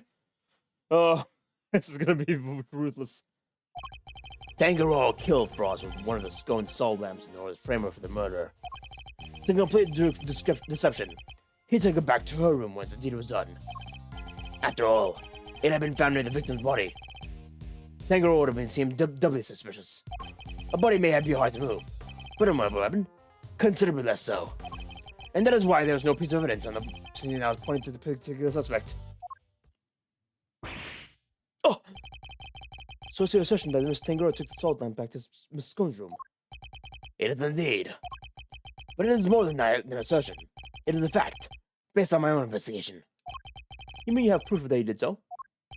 I don't need any such thing. Of course he doesn't. Of course he doesn't. What? If you have a rebuttal, I'd be happy to hear it. But I highly doubt you'll be able to follow my logic. Time to rebut him. Hold it. So he took one of the salt lamps from Mrs. Scone's room back to his own room. Indeed. He prepared it beforehand, knowing that it would be the perfect weapon with which to kill Frost. But we found the lamp in Mrs. Scone's room. Surely that's cast Mrs. Scone herself in a suspicious light. Perhaps if you would let me finish. Now, as I was saying. Okay. Oh, wrong button, shit. Hold it. You're talking about the lamp made of rock salt that was hidden inside the canning castle, right? Correct? Precisely. I was the only one who found it. So be grateful. It's thanks to me that you have such a vital piece of evidence. What made you go inside the castle in the first place, if you don't mind asking? Good point. Maybe you just wanted to see what it was like in there? Oh. Fools! You think I went in there on a whim? I went there because detectives are an incompetent lot, so I investigated myself. I had nothing to do with the initial investigation. That's right. Detective Bad wasn't part of the investigation until recently. Huh! If you wanted my trust, Detective, you have to earn it. A good first step would be to stop wasting my time. Now if you allow me to continue. Hold it. But it came into suspicion anyways, with his body being in the room. Oh. Well, would you like to hear a favorite expression of mine? Even a dog can hold still and stay. Now let me finish. If only I could say the same to you. Hold it. So you think he hid the body in the chest but removed the murder weapon from the crime scene? Yes. He'd foolishly believe his own creation could be the perfect hiding place. I'm sorry. I tell myself. Thinking me you couldn't help yourself, no? She doesn't seem very sorry to me. In any case, the weapon was taken away, while the body remained in the crime scene.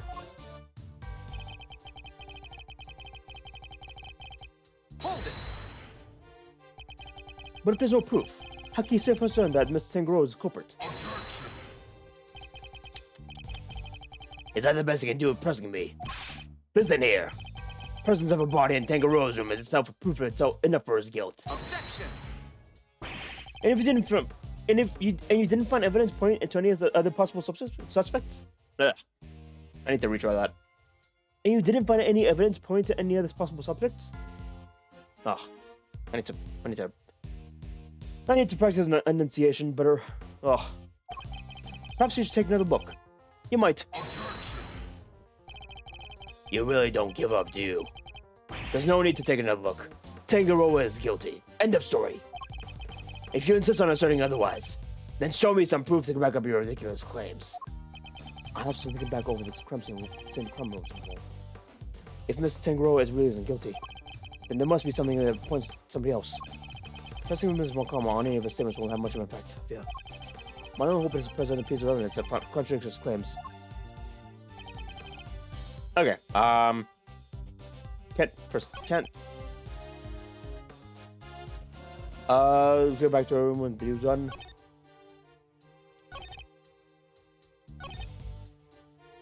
And that is why no piece of evidence on the crime scene points to a particular suspect. Huh? What did that?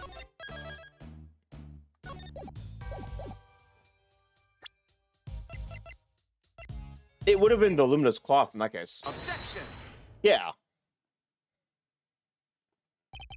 It's true that the murder weapon and the bloodstained cloth were removed. Chocolate were removed from the crime scene, but something else remained. That points to another person in particular. Take another look at the photograph of the body, if you will. The cloth covering the victim was a lower half. Is that not one of the same luminous cloths we found in Miss Scone's room? What is that, Dewey? One of my lovely coral cloths? Hasn't seen the crime scene? Luminous cloth. Nonsense! I see no light to speak of. I guess he doesn't know how it works. It may look like another ordinary fabric at first glance, but attach each one of these illuminating devices, and the difference becomes apparent. Oh. Look at his face! I don't think he was expecting that. But the fact that the cloth being lit up in there is neither here nor there. Not sure why it's important. One of the rolls of cloths from Miss Scone's room went missing. And if you look closely at the blue cloth in the picture, wouldn't you say it's clearly made of the same material, Mr. Von Karma? Huh. The salt lamp and the luminous cloth both belong to Miss Scone. And seeing as the body was wrapped in silk cloth, surely even you can admit it's suspicious. Mr. Von Karma, I think it's time to accept a number of factors pointing to Miss Scone as a person of interest.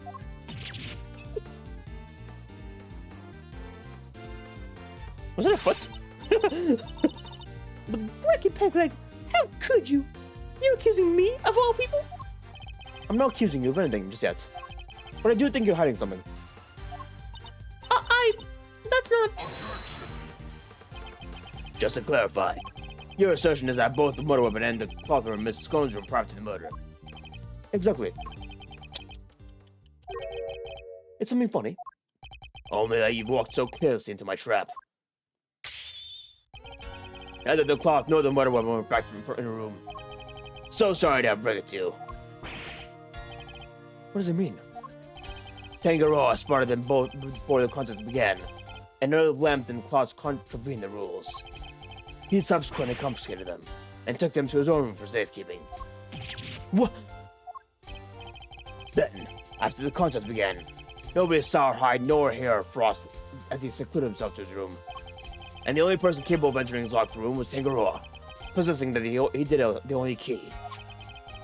And you now know, and as you now know, he was also in possession of the lamps used to commit the murder. So you see, I have everything I need to get Tangrowth convicted all along. Well, how does that feel? To have lost to me before even deciding proof in the courtroom. can't be happening. Oh, wait. All our hard work was for nothing? Miss Scone, why didn't you tell us this was confiscated by Miss Tangaroa? Well, dearie, Mannequin said that if I spill the beans, I'd end up being the one under suspicion. Mr. Malcolm said that. And he wasn't wrong now, was he? You two accused me of that just a second ago. Pathetic. Curse you, Von Comma. You know, to the moment knowing we make certain assertions as a result. One more thing, my pathetic friends. There are 2, and only 2, sets of fingerprints on the murder weapon. 2? Yes. Those of Delicia Scone and Samson Tangaroa. No others are found. Tangaroa used a lamp as his confiscate to murder Frost, and was foolish enough to hide Miss Scrone's room without first removing his fingerprints. At this rate, no one will even testify. My perfect evidence will do all the talking I need as I secure his guilty verdict. Objection! But wait! What about the luminous cloth that was left behind in Miss Tangaroa's room? What about it? He probably meant to return after spoiling the body. Ah. I don't have enough to disprove what he's saying. No more pitiful objections. Then get out of my sight and close the door behind you. Mr. E! I'm not about to give up just yet. I see what you mean. I see you mean waste more of your time. Bat, escort them off the premises now. Hold it. This investigation is not over yet. Detective Bat. What is the meaning of this? Sorry, but I'm not in the habit of leaving cases half solved. There's still one last thing from the crime scene we haven't identified. He's right. We still have evidence from somebody else's activity to account for. Huh. We can discuss your lingering doubts at a leisure, detective. But whatever they might be, they have no business to the defenses. Objection! I begin to differ. This piece of evidence I'm so unsatisfied with other. And I suspect it might be the same thing that's bothering Detective Bad. What? This is the yet unidentified something that was left in Miss Tangaroa's room. The seal, for sure, yeah.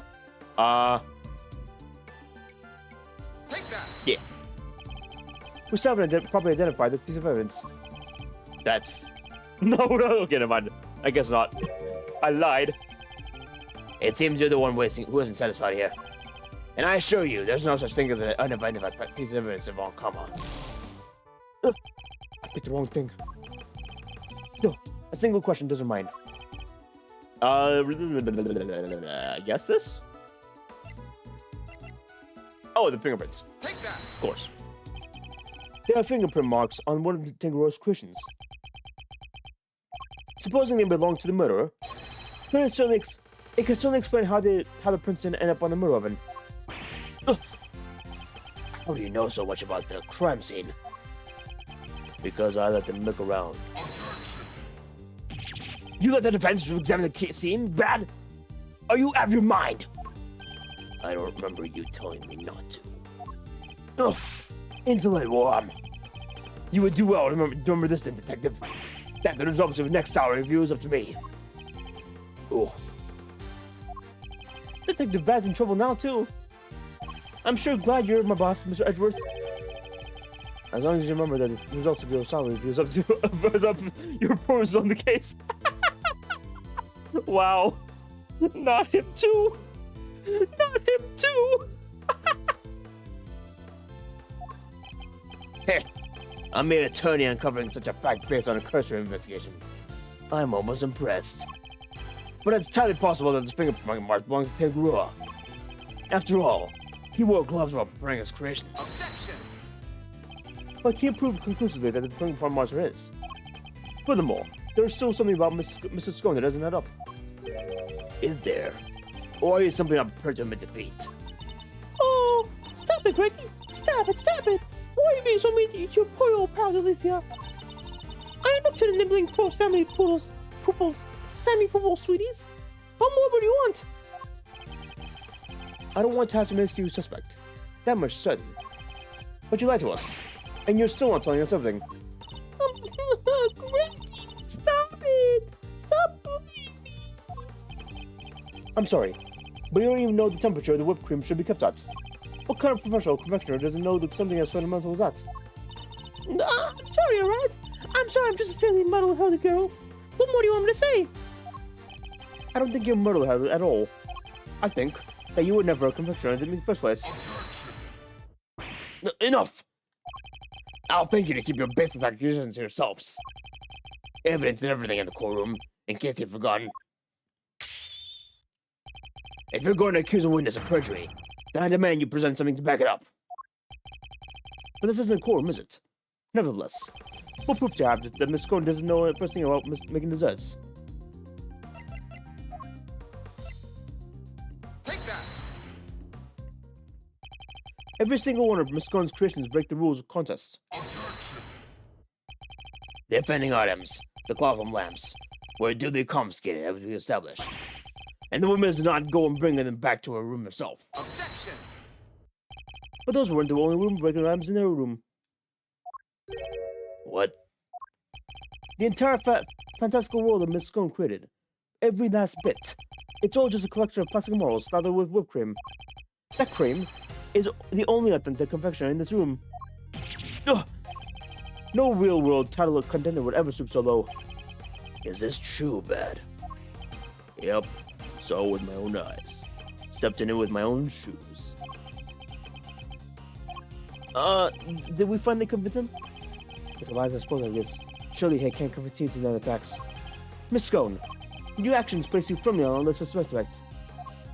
But no, dearie, I'm no killer. Then why didn't you finally start telling us the truth? Who are you really? And why were you tampering with the rival's work? Alright. The truth is, I'm not the adorable little clique you see before you. I'm actually a pharmacist, if you can believe it. A pharmacist? Why are you here then? Can't blame him for being so surprised. This couldn't be further from what we imagined. So what's somebody with your line of work doing entering contests like this? Well, I just love eating sweeties, if you must know. And sending people sweeties are the best, or so they say. I just have to enter. I didn't mean to end up making it all the way to the final. This lie. Even Mr. Von Comer's lost for words. That's it? That's the only reason you're here? Yes, dearie. And it was worth it. Sam's from Silly Pants and Sweeties are the tastiest treats I ever did eat. And the finger marks. Well, you're the one wearing gloves. Those are me, dearie. I don't even wear gloves. Remember, Miss Scone. Remember, Miss Scone's fingerprints were found elsewhere on Miss Tangro's other creations. I'd say that points her not having any worn gloves. Exactly, Lambkin. Greggy Pegleg's got the leg right end of the stick. I'm an innocent woman. Is your head filled with cream too? Sorry, mannequins. Her head may not be filled with cream, but she's certainly no master of subterfuge. Miss Scone, were Miss Tangro's works the only ones assembled? No, dearie. I couldn't help myself. When I'd finished on my afternoon tea, I tiptoed over to Chili Wings' room for a little taste too. Oh! You were in the victim's room too? Yes, dearie. Nobody was in there, you see. Quite possibly because the alchemist is already dead. But I can only stomach only a little bit. I never tasted anything so salty in my life. So I had myself one of the simplest, So I had myself one of the tasty star-shaped bits off to the side that comes with that. You have quite a sweet tooth, don't you, Miss Scone? Indeed. What didn't she sample? That's everything, I promise. Cracky pickles, mannequins, I'm so sorry. I didn't mean to make up mess of things. As long as what you told us the truth, that's all that matters in the end. Do not think for a second this means I myself believe you. I'm gonna investigate the victim's room now. We'll see how truthful you've really been after I'm through. Mr. Von, come on. Please, let us accompany you. I think it's only fair that we've been allowed to investigate the veracity of our conclusions. Accompany me if you like, but I don't think for a second I'll be permitted to conduct your investigation. We'd like to accompany you all the same. Oh boy. Victim's room. Oh boy. What in the? What's the meaning of this? Oh shit. It's all melted. When we got to Mr. Frost's room, we saw nada. It was all gone. A whole enchilada. Was this the work of the culprit? A dead body hidden in a chocolate chest. A murder weapon moved mysteriously to another room. This case was a real peach, and it was going to take some serious sleuthing to get to the bottom of it all.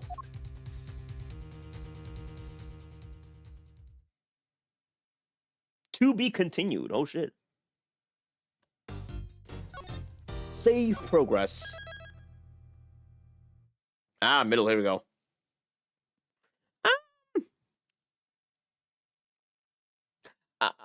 I'll make it to the 3-hour mark and see how it goes. I'll make it to the 3-hour mark. I don't think there's many people chatting in chat, if any. I'll make it to the 3-hour mark and consider afterwards. I'll see.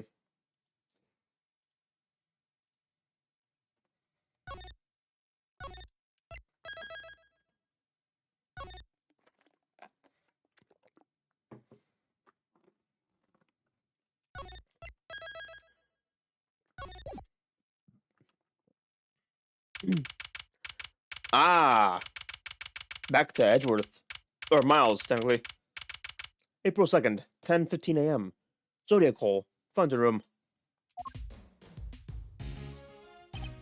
Whoa. Went deep on that one. Sorry, Miles Reno. Didn't mean to bend your ear for so long. I have no idea that was all how it came out. I had no idea that was how it all came out. I read the files, but they didn't go into that level of detail. I'll bet they pay things in much rosier light for the prosecution too. Von Carmel was the one in charge after all. What happened with the case after that? Well, with the art sculptures vanishing from the victim's room, things hit a bit of a rough patch. So rough, in fact, that it took a full year before they could even reach a breakdown in the trial. A year? This was back before they brought in the whole initial trial thing. You didn't have to finish up in double time like you do nowadays. I see. Did they ever find out how the victim's Christian managed to just disappear? Well, they were sorbets of frozen desserts, of whatever you want to call them. Ice, in other words. And if that's made of ice, it can melt. Which is exactly what they concluded must have happened. But there's another chance that wasn't how things actually went down. What do you mean? So this place is the gallery these days. But back then, it was Samson Tangaroa's place, yeah? Indeed. And the site was the IS-6 incident. Well, word is Frost's ice sculptures are suddenly back on display. 18 years after that fateful day. The very sculptures the victim made? Who knows? Could be they just model on the originals. But I figured it was worth coming down for those look-see, just in case. Seemed like the least I could do for poor old Gregory. Well, alrighty then. Let's go take a look at these ice marbles, shall we, kiddo? I believe they're on display in the window wing, as it's very snugly known.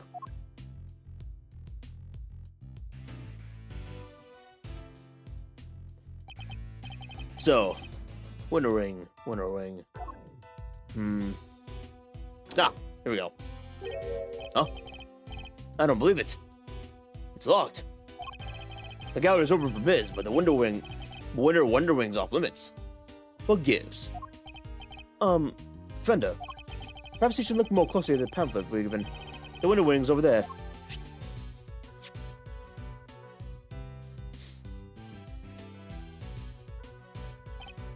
Is it?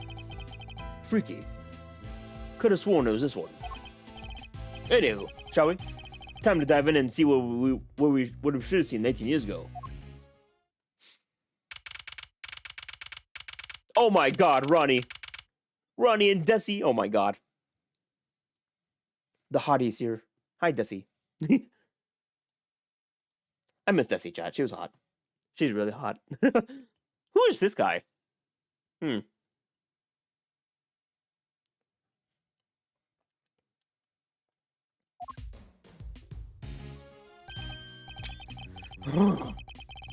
I see they're still keeping it chill as all heck in these rooms.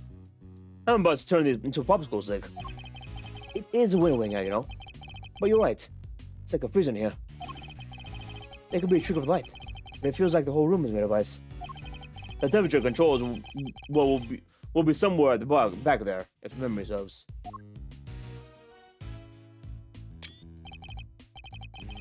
Hey, Mouser, can you go peep on the degree count?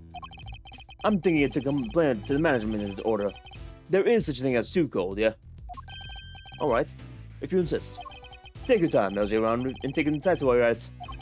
I've got a camera I need to prep for action.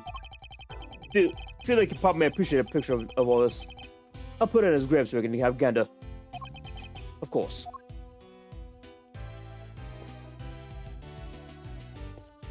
Hi, Desi. Hi, Ronnie. Hi, Desi. There's an enormous block of ice on display here. There's some explanatory text engraved in it. Castor and Pollux. Every year in December, countless shooting stars can be seen emanating from this constellation. So then Damask needs to... Yeah, and then I wish you two would stop talking so loudly. It's difficult to concentrate. Never mind. I'll just go and take a look at some of the exhibits. So, how about this? I scream out, oh no! That's why you work with that villain Damask! Yeah, and I go, that's me, the legendary Master Mask! Right? Yeah, and then, no. Say that, and you'll be in cuffs before you can blink, Ronnie. You've gotta take them more seriously. Otherwise, how are we gonna get this to the nug of the soul? What exactly are these two talking to? Oh, if only Edgeworth knew. He never really met these two, did he? There are two large ice statues on display here. Guess these are remakes of Frostwork from 18 years back. Real life catches up. Ice sculpture's a heck of an art form, huh? It is. Except the works my father never got to see. I think that I got to see them instead. So many years later. Sorry about him while you're deep in the think hole, Mouser. But would you mind looking this way for a second? Huh? This way. Beautiful. Yeah, just like that. Thunder. Really? Say cheese. Haha. Please don't do that again. I don't like having my picture taken. My bad, big guy, my bad. Had to check if this whole thing was really still working at all. Now that you mention it, your camera does look rather ancient. Yep, Vincent model. You ever had one of the Herb ancient camera? It develops pictures right after you take the shot. Still twists my noggin trying to think how it works. I know what an instant camera is, although I've never used one. Should have known Mr. Know-It-All would know it all. You really are your father's son. Alright, step aside. I need to get some good shots of this room here.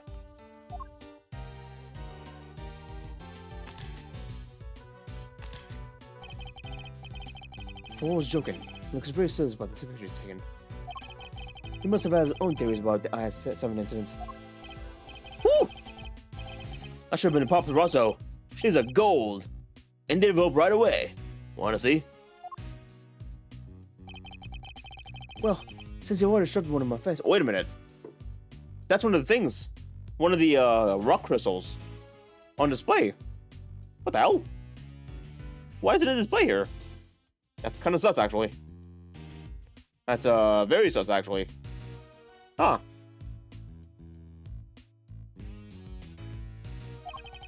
Alright, Brainiac. Question. What do these two sculptures represent? They appear to represent Taurus and Gemini, two constellations best observed during wintertime. Bingo! He shoots, he scores! Ooh! You're a real encyclopedia, Mouser. Guess what? That's why this is the winter wing, alright? Because they have what winter star stuff on display here.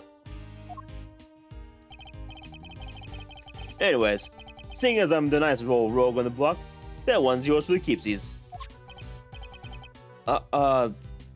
Thanks.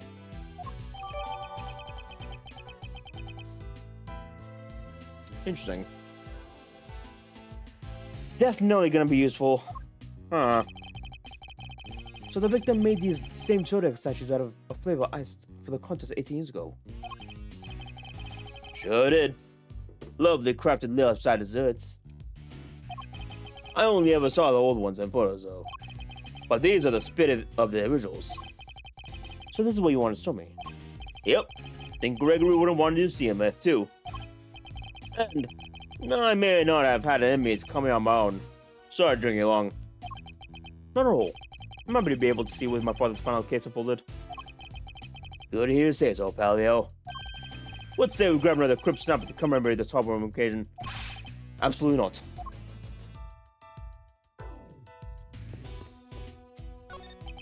This statue is rather ferociously complete. Not a gaze one would want to be fixed with. But then, I always thought myself, I was always taught to return to it stay with the sand. Although in this case, discretion might be the best part of ever. A boy wearing black top backpack. What's he doing in our gallery on his own? She wanted to run a gallery so badly, did she? Quit the industry? I don't get it. I just don't get it. Does this boy know the owner of the gallery, perhaps? Question mark, question mark. That's a huge block of ice on display here. Must be incredibly heavy. Though maybe not. What with being hollow on the inside. There's a constellation engraved on the surface, along with some explanatory text. The Pleiades, known to some as Subaru, they form together the budget constellation of Taurus.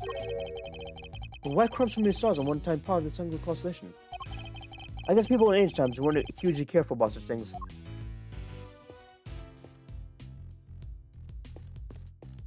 Let's see this. Huh. Bender, I can't seem to find the temperature controls you mentioned. Oh, yeah. It's a little tricky if you don't know where it is, where it's at. Here, I'll have it open for you in a jiffy. Huh?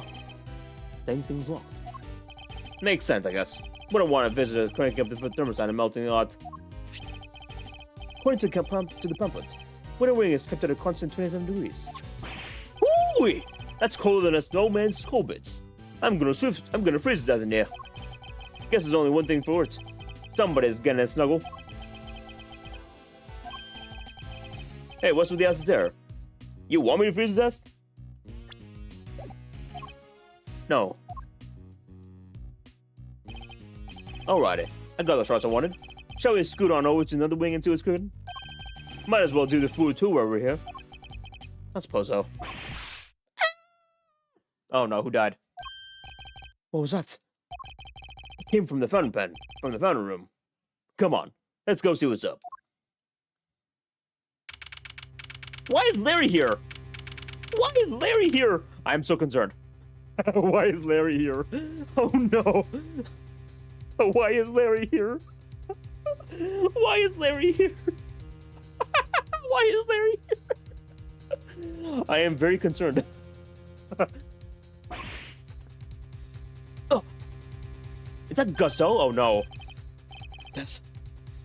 Someone on the ground. And is that?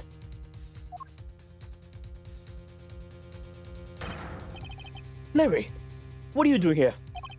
Actually, never mind that. What on earth is going on here? Edgy! Edgy! You should have seen it! It was awful! Just calm down and tell me why there's an unconscious man on the floor. I didn't do anything. He just fell down in front of me. Wait, I know this guy.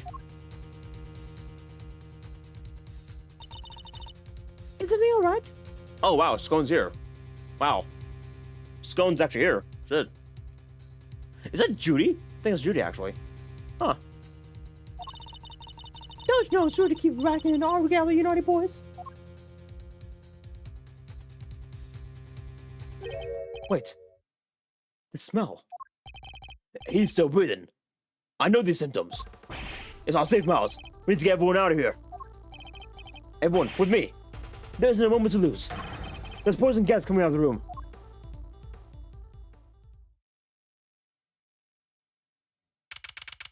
Shit. Poison gas. Goddamn.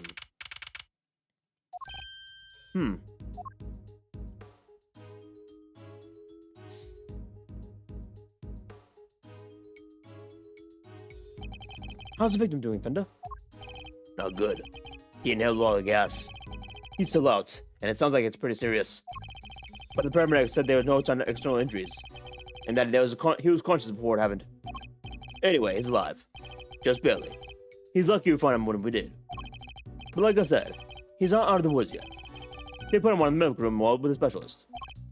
I see. I can't help noticing, but you seem like you knew him, Fender. Sure do. That was Carmelo Gusto. He was back there when the whole IS-7 incident went down. The confectioner. So he was here 18 years ago too. Anyhoodles. This guy here seems like he's in rude health. Old pal of yours, Miles Reno?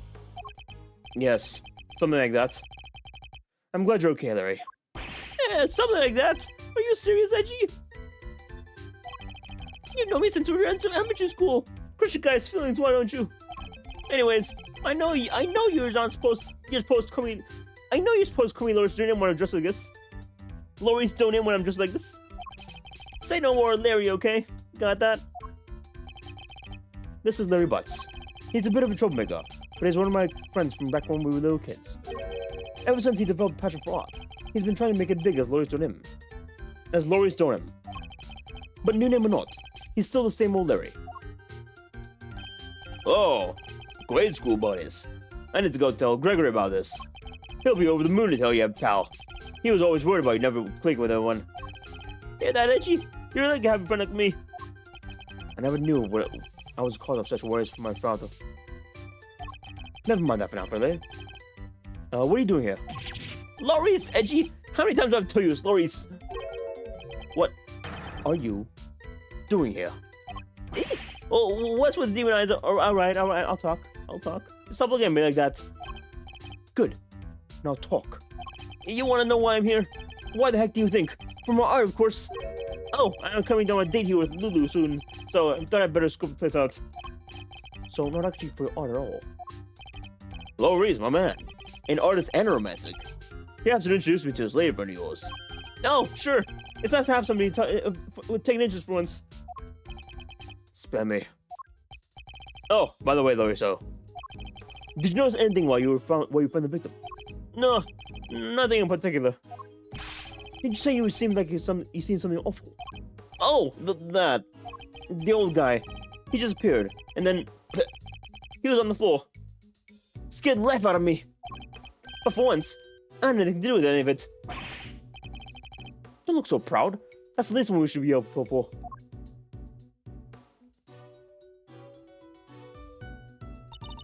Honored guests, I can only apologize for the trouble you experienced. I'm Judy Bound, the gallery manager. Another person for the IS-7 incident. Good to see you, Judes. Mr. Fender, it's always a pleasure. She was at the reception desk when we arrived, so she's the one in charge here. I can't believe I had to go through something so awful. And on the first day of business. Hey, quit that. It's not your fault.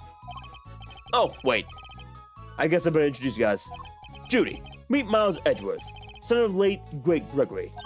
Really? You're Mr. Edgeworth's son?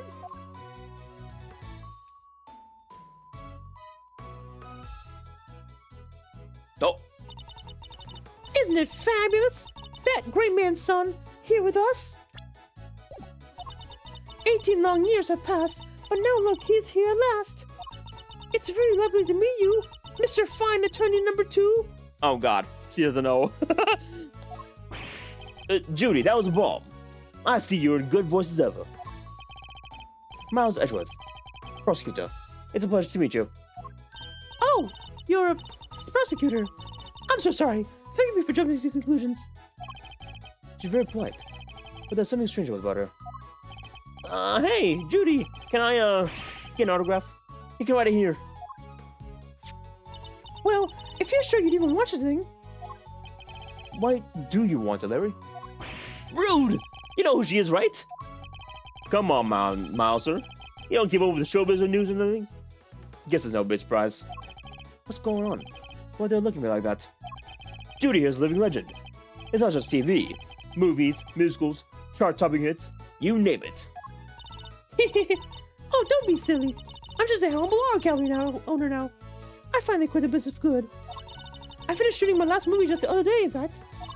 Some of my co-stars were even kind to say that they would come to visit once we opened. Anyways, here you are. And good luck with your artistic endeavors. Thanks so much, Judy. I'll treasure to my dying day. Ah, you and me are peas in a pod, Larice. Peas in a gosh dang pod. How lovely for you both. Larry, could you go practice drawing somewhere or something? You did come all the way to an art gallery after all. It would be such a shame to waste an opportunity. A real artist drawing our exhibits. What an honor. Guess even you have a bright idea once in a while, FG. Alright, Judy. Seeing as you were nice about it, I guess I will. Be right back. He's a real live wire, that one. That's one way of putting it. I can only apologize.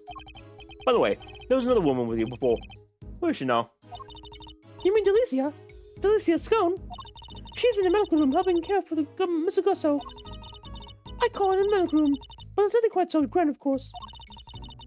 I'm gonna stay with them as I'm the only one on staff, and I can't leave the gallery unattended for long. Alicia Scone. We've heard the name before, haven't we, Benda? Sure have. Sounds like our IS-7 bingo card is complete. Something told me this isn't a coincidence. This isn't a coincidence. Perhaps I shall offer you gentlemen a cup of tea. Drop of the old Judy Bound special blend. Why not? For old time's sake. That would be lovely. Thank you.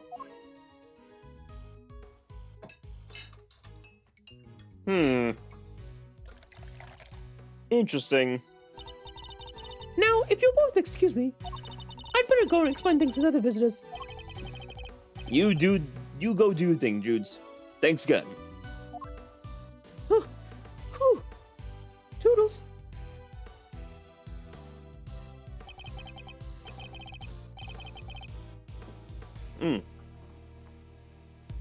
Oh, pardon me. Sorry, I was drinking water. Need to hydrate, chat. Remember, chat, water's a good shit. Go hydrate. It's good for you.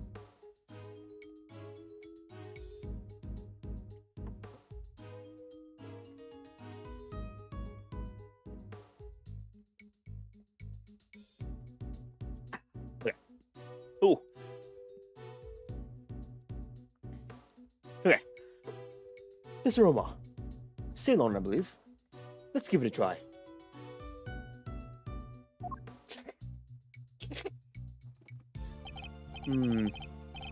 This is a fine blend.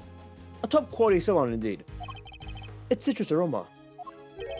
It's said to improve one's ability to concentrate, right?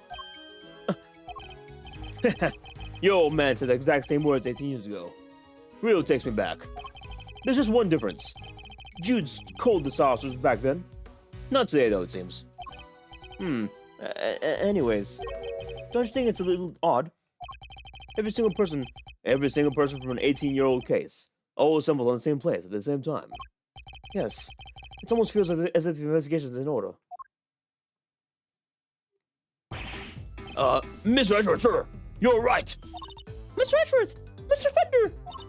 We heard you got caught up in a poison gas attack, so we came as fast as we could. Well, Visman Cavalry. Come on, team. Bring it in. No way! Besides, you're both going to do just fine. Gummy and I got ourselves all worked up with nothing. Detective Gumshoe, what are you thinking bringing Kay with you? Sorry, sir. I knew it was dangerous, more with the poisonous gas and all, but she wouldn't take no for an answer. And I ran, but I just couldn't shake her off. When it comes to running away, the great thief right here is world champion.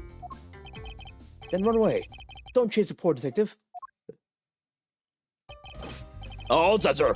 Just say the word, and I'll head in there and start investigating. You guys stay here. That gas could still be dangerous. All right, we're counting you, detective. Good looking there, Dickie boy. No way! Dummy looks like a real detective. I'm so proud of him. But he is the real detective. Damn. Kate disrespecting Gumshoe. This is Edgeworth speaking. Miss Edgeworth. Looks like gas has mostly dissipated, sir.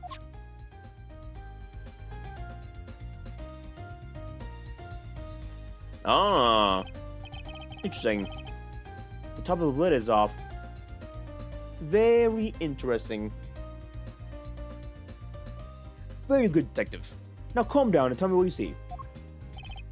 Yes, sir. First up, the exhibits. There's a statue of two people down the left side.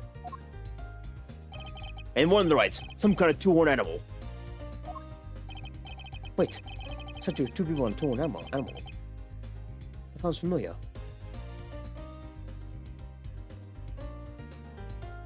Wait. That's what we just. That's the room we just. What? That's the room we were just in. Wait a minute. So Fender was right. This is the winner exhibit. There's why is there two of them? I'm confused. Why is there two exhibits? In fact, it sounds identical to displaying the winner ring. Other than that, the place is looking pretty damp. Sprinklers are sprayed. The sprinklers sprayed. The place is good. Most people will stop the gas from spreading. The sprinklers are the innocence of fire. No, sir. And the fire alarm has been triggered. Sprinklers look like the type that detect heat and smoke. When they detect something, they send an alarm. At this fire or smoke to the security room. Guess they read the gas and smoke and triggered the low smoke alarm that way. And there was anyone in the security room when the alarm went off. This place only has one employee, and that's Judy Bound, the manager. And she was in the reception desk across from the security room the whole time since the gallery opened. So she heard the alarm from across the way and turned off the sprinklers. Yep. Seems that she can only switch on manually, and only from there. Wouldn't want to get the artist get soaked for no good reason, I guess. And if it was manual, you could say you can maybe check how the bad fire was and try to get some more stuff out first. So the security setup was geared towards the wrong cutting exhibits. Makes sense in an art gallery, I guess. Ugh. And one more thing, it's freezing in here. This isn't an art. This is the autumn wing. It's a deep midwinter ring. So the autumn wing is cold too. No, I checked the temperature. It's 26.5 degrees in here, sir. Why is the autumn wing being kept at the same temperature as the winter ring? That's all I've got for now. I'll let you know if I find anything else, sir. Understood. Thank you, Detective Gumshoe.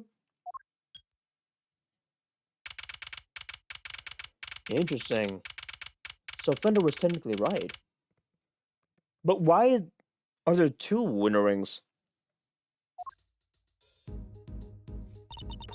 What did Gummy have to say? He said that the autumn wing is actually quite wintry. Huh? I don't get it. I'm wondering what it could be myself, but it's a bit hard to tell from around here. We should try and get on there as soon as possible. Principal up down their investigation. Amen to that. We need to see what the deal is for ourselves. Is there anybody who might know something in the meantime? Oh yeah, there's one guy. Miles' best bud. His what? We have to. And I guess we have to. And I guess we have to. Wait! That's... I can't remember. Hey! I didn't expect to see you here. You look as fresh faced as ever. Yeah, long time no see. Larry, was it? So here's the deal, Kay. I'm Luis right now. Oh, just a heads up, chat. Ads are gonna start again in about 30 seconds.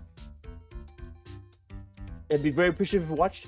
But if you're subbed if you're sub to a channel like Sky is right now, you should be able to watch anyways. So if you want to watch the channel with an ad-free viewing experience, feel free to sub to the channel, either with a $6 USD Prime sub, or a not Prime sub, a $6 USD Twitch sub, or a Prime sub, which links to Amazon Prime. But anyways, yeah, just get heads up, chat. Ads are gonna start soon momentarily.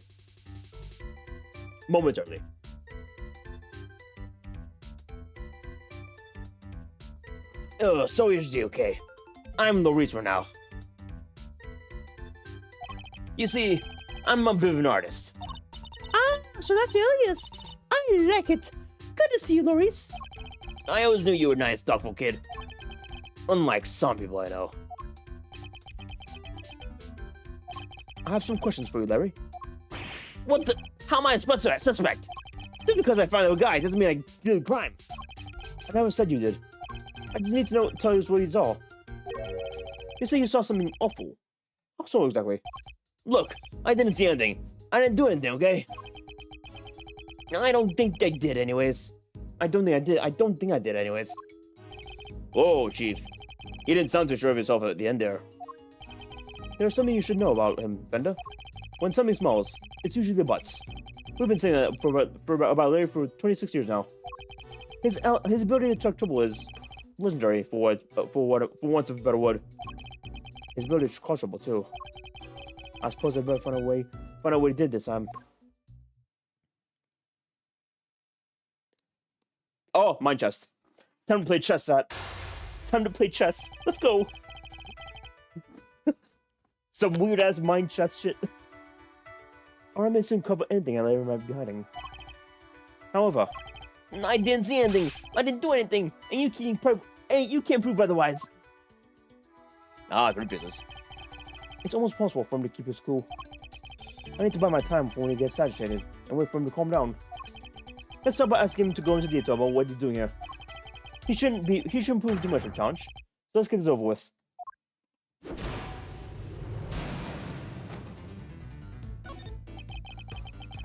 Why exactly did you come to the gallery today? What kind of question is that? What, you think I don't belong in the gallery or something? Nah,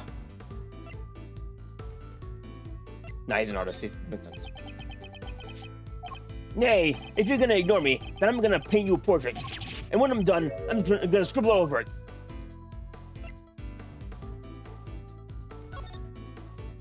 Just a minute. Admit your testimony is riddled with inconsistencies. I should have done that, actually. What do you mean, Leggy? What do you always gotta say stuff like that? I didn't think it was something so badly. Guess I should watch what I say.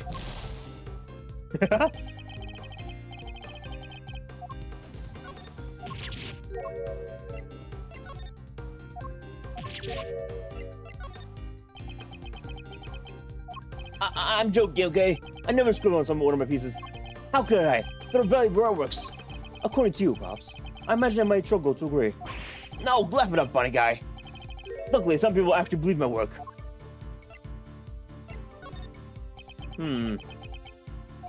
She's called Lulu, okay? And she sent a picture of her masterpiece. So if she likes something, I'll draw for her. Anything at all.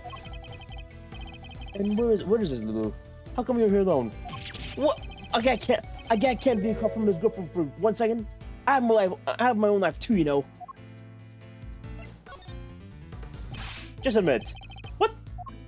Oh my god.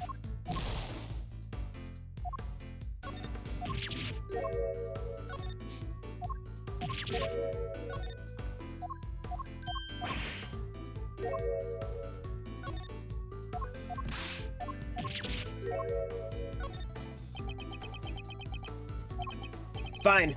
Lulu says she's a Gemini, okay? Yeah, so I thought I'd do a sketch of the statue to show her on a date. And I expect you're pretty proud of the sketch. Not so much this time, actually. But you know, it being her sign and all, I just thought maybe she kinda like it all. How very like you to try and tell me nothing, and give so much away in the process. So to summarize, you came here today to draw a sketch of Gemini sketcher for girlfriend Lulu. What?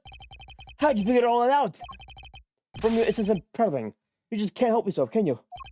Fine, then I won't say another word.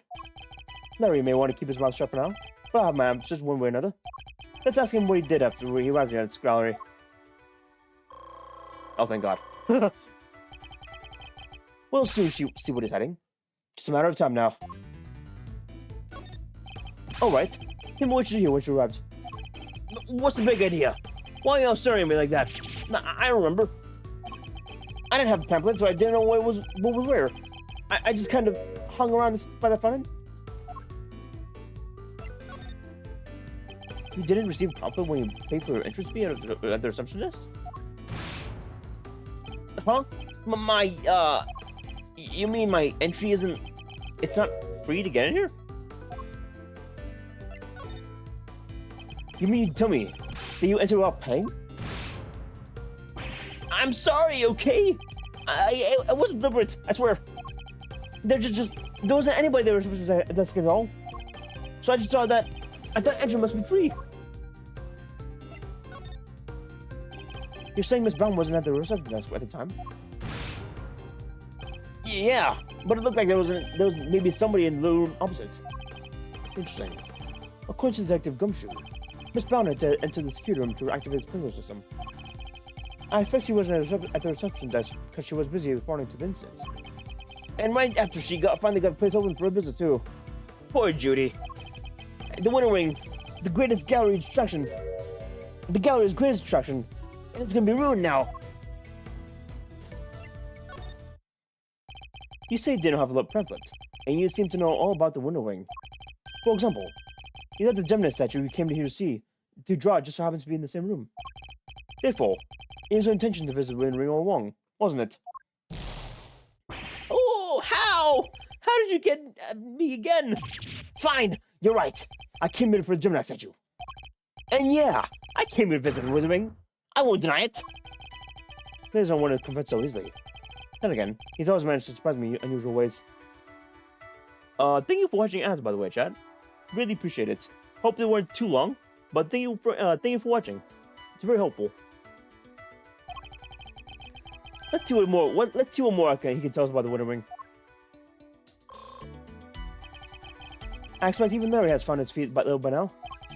I have to watch his reaction more carefully and see what more information I can glean from him. I'm done with you. Go home. That's funny. Larry, be honest. Did you enter the Winter Wing? Oh, what is that? Is that suspicion I see your eye? I tried to get in there, sure, but... You tried to get in, but you couldn't. Yeah, exactly. I wanted to get in there, but... That old guy came out and fell to the ground, and... Like I said, it was all pretty shocking. You say you were unable to enter the Winter Wing because the victim emerged from a collapse in front of you. Yeah, he came out of the Winter Wing door and then just down he went. But wasn't it the autumn wing that the victim came out of? If that stupid poison gas thing had never happened, I'd be in there happily sketching away right now. Larry seems to have the autumn wing and Winter Wing mixed up. Regardless, it seems his aim really was to make a sketch of one of the statues. This could be a useful clue. What did you see in the Winter Wing, Larry? You don't let up, do you? I told you, I didn't see anything. Galleries are nice and all, but I kind of changed my mind once I got there. Thought I'd go meet with my girlfriend instead. I think it's time to my cue. Didn't you say you came here to make a sketch of one of the statues for a girlfriend? You gave up on that one easily, don't you? Surely you saw something, even if you were distracted by the victim's collapse. Well, I didn't not see something. But that doesn't prove I did see something totally terrifying either, does it?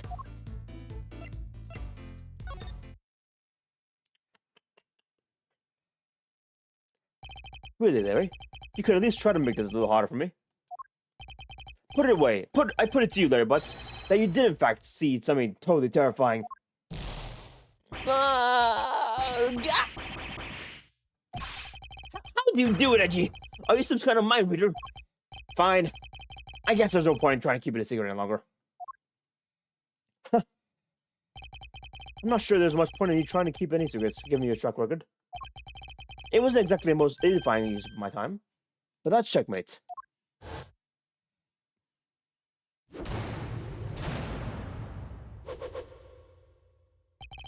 I just couldn't help staring at the Gemini statue.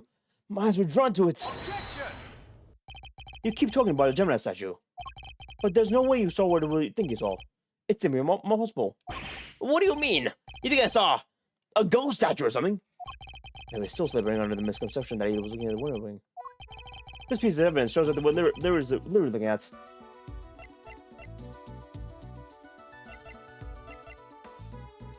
Take that! This piece of evidence. Wrong one. Wrong one. I got the pamphlet. I meant to do that.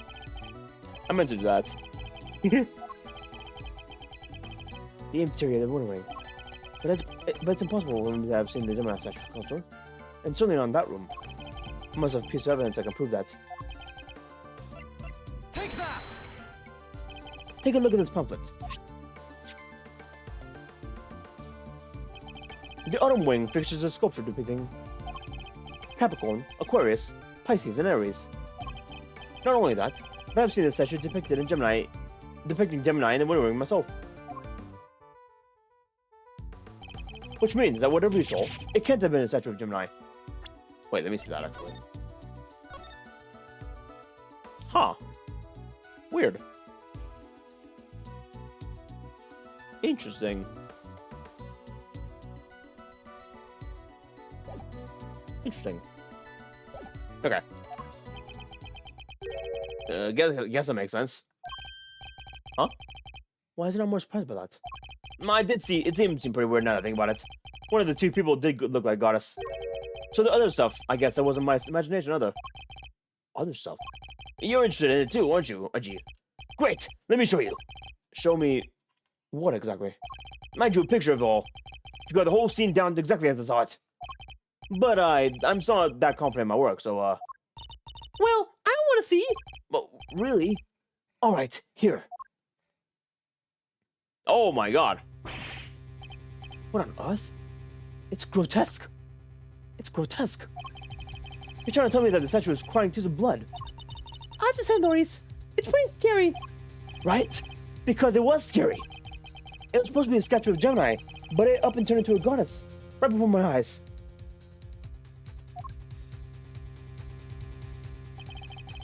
It freaked me out so bad. I screamed out loud. So I wasn't reacting to the victim collapsing in front of my though, after all. Wait, when you said it turned into a goddess, what do you mean exactly? What do you mean what do I mean? The bottom half was suddenly a fish. That's what I mean. A goddess with a fishy bottom half. Sounds like a Pisces to me. I heard it's all based on legend of a goddess and her son turning into a fish to escape some body. Wow, really? I thought Pisces was just two plain old fish.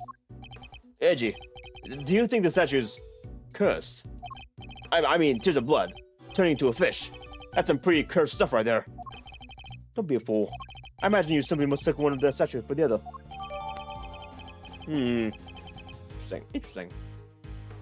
Interesting. Oh, look at you! Took it in carefully into your organizer. Simply thought I might be used for later. Maybe in the bathroom. You're the worst, Edgy. The worst. Kinda freaky deaky though, huh? A statue with a bottom half that changes shape. I'm pretty keen to find out what went down in the autumn wing, don't you? Aren't you? I suppose I am. Yes. Could there be perhaps some trick to the Pisces statue, perhaps?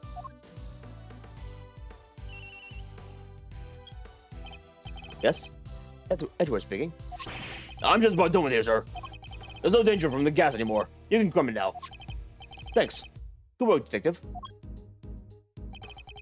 It seems it's finally safe to enter the autumn wing. The good detective sure has impeccable timing. Come on, let's go take a look. I want to see this Pisces statue. You're going in there, Kay. Then maybe I should come along too. Did you really think I was going to leave you out here on your own? I know better than that. Alright, everyone. To the autumn wing. Oh god, Larry's with us.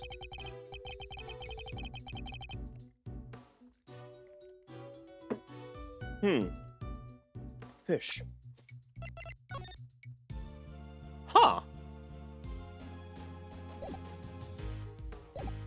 That's certainly different.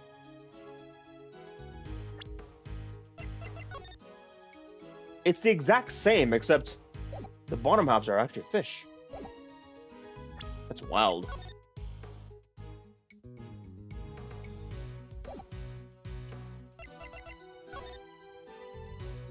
Huh. Interesting.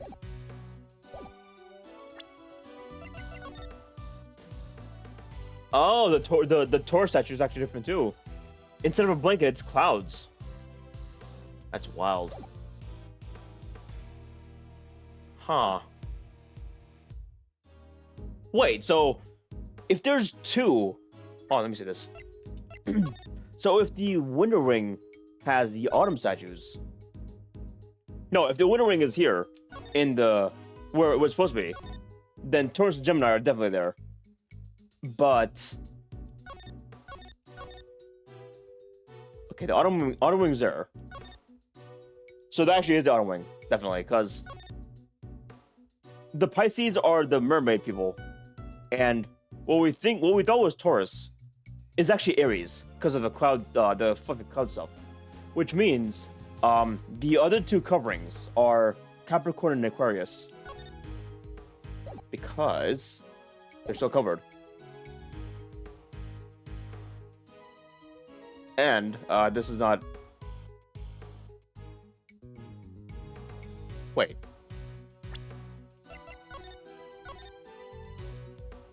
Yeah, okay, that's Taurus. Yeah, that's Taurus. That's sure. That's definitely Taurus. Definitely Taurus, because this is definitely Aries in that case. Yeah, because of all the cloud stuff or fluff. Okay, here we are at last, and it really does look a lot like the Winter Wing. Glad you make it. Glad you could make it. Oh, hey there. You're Harry, was it? Good to see you, Harry. No! For the last time! Its name is Laurice Dotem! Detective, your report, if you don't mind. Yes, sir. Okay, so first off, I found a blowtorch. The nozzle was still warm when I found it, so I guess it's still used pretty recently. What's somebody using to heat something? Blowtorch. Interesting. Was the stepladder already there when you entered it? Yeah, I guess it was used by whoever lit up the gas. The gas was inside the case until someone opened the lid. Is that so? Pisces statue. Oh, you're sure you're up on your constellation, sir? You know what the other one in the case is too. It's the autumn wing, so I imagine it should be Capricorn. I guess it's no point you, sir. I thought it was supposed to be Taurus. That weird cloth that draped around it is kind of tripping you up. Isn't that the piece of luminous cloth from way back when? What's that doing there? I have evidence from the I7 incident too. What the hell? This is whack. Taking a look around.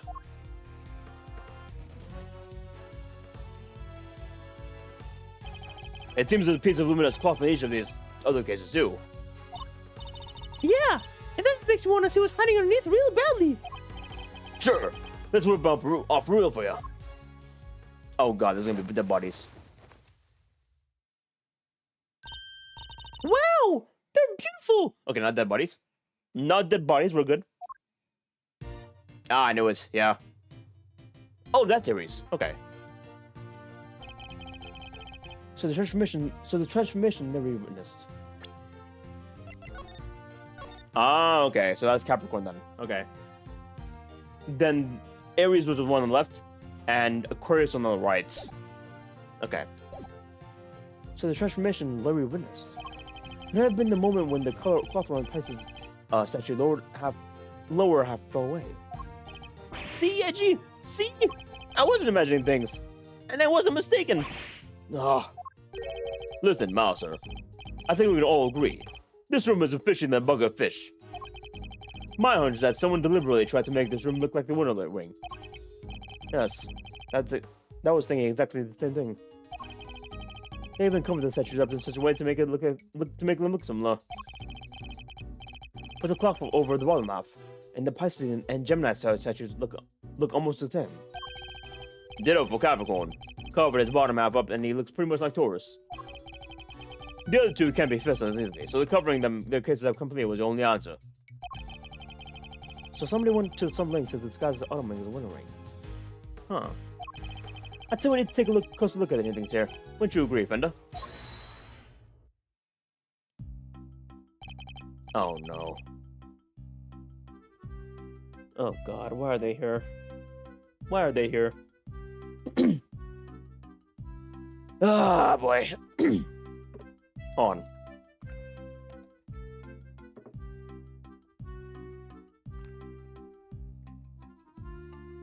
Oh god. Mr. Winner and Judge Gravel.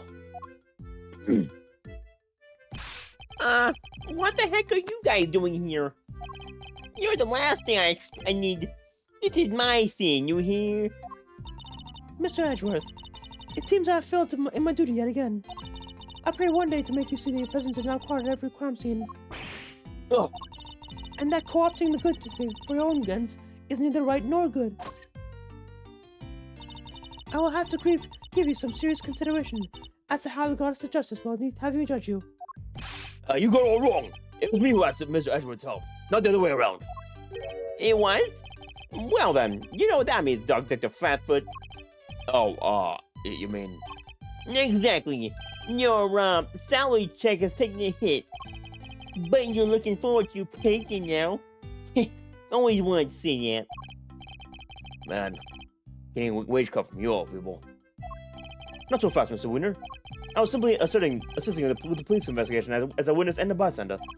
Detective Gumshoe is entirely in the right. Oh, is he now? So you're saying I should give him proper bonus instead?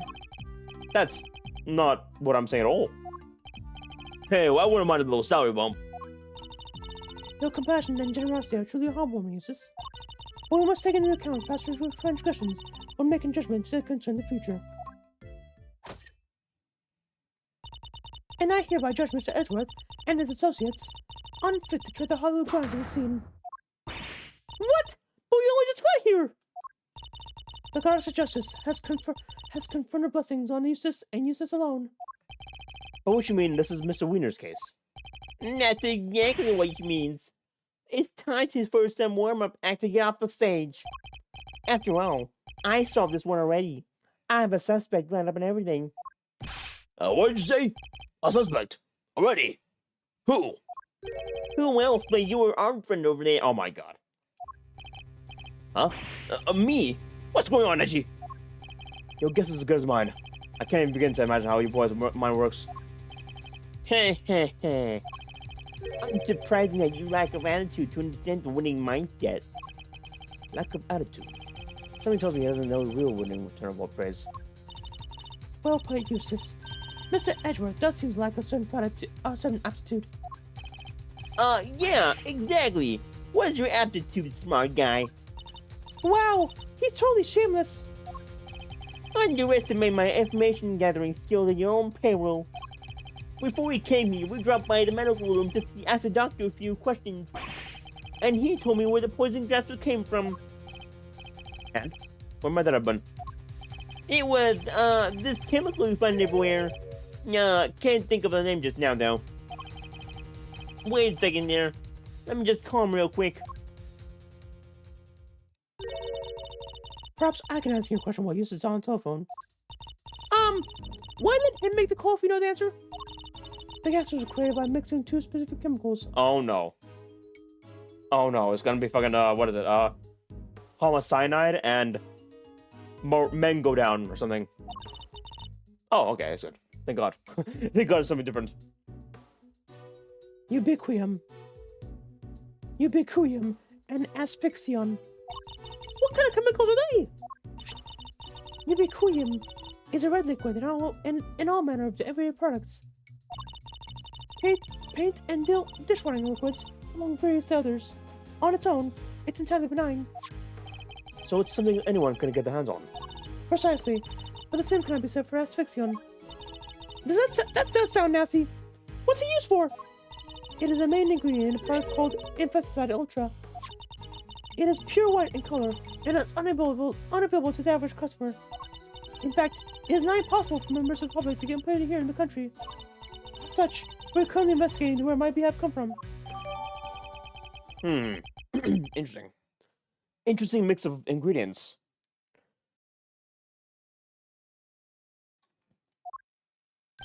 I'm back, and I know the name of the chemical now. Don't waste your breath. Jessica Vale informed us already. Huh? Oh, great. That'll make this quicker, I guess. So the source of the gas, ubiquitous, is used in paint and stuff, right? And there was somebody here in the gallery today who brought paint with them. Your friend, the artist. You can't accuse me just because of that. An objection to the paints on the palette in your hand. Reggie, is this kid okay? Seems a little... Indeed. I've known him for long, but he's a little prone to judge me wrong conclusions. Hey, quit talking about me like I'm not even here. Ignore them, Eustace. They're simply intimidated by you, nothing more. Why not give them yet another reason for you to fear you with one of your winning deductions? Winning? No, yeah, good idea. Get a load of this, losers. Oh, God. I'm gonna hate this. Wiener's winning deduction. Now, friend, the artist here wandered away to find the victim and was first on the scene, correct? And the gas the victim was poisoned with is made of ubiquitous, which, as we know, is found in paint. He was carrying paint on his person, and he was one winning stride away from the victim. Which surely makes him winner on our list of suspects. Right, Gavel? You think so too? It is a possibility that certainly cannot be discounted. Well, would the artist like to share his version of events? Did you have any red paint at the scene of the crime? Or something more sinister? The catalyst for the cloud of toxic gas, perhaps?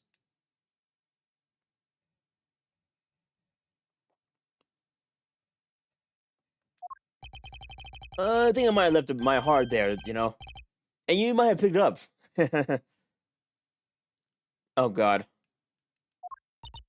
I would be careful with what you say to me. My gavel is already primed to deliver a guilty verdict. Objection! Ignore him, please, Your Honor. It's for the best. Objection! Quit stalling! You can't run away from the fact of my reasoning that is flawless. So admit defeat and crawl out of here with your own tail between your legs, because I win. I have better things to do than pick your holes in his tautologic, but I don't suppose I have much choice.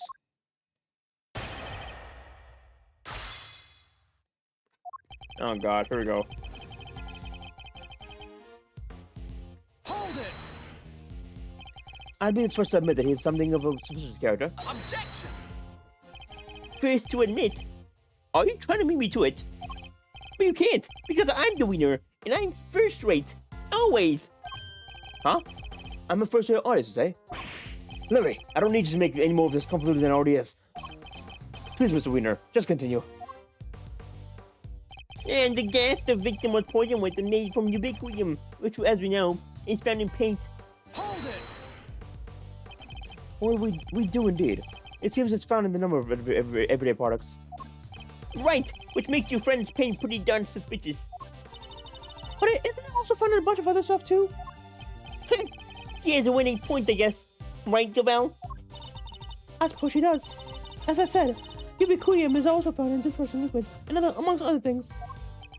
In other words, paint is the only possible explanation here. No, but listen, just listen to my resume, amazing deduction, will you?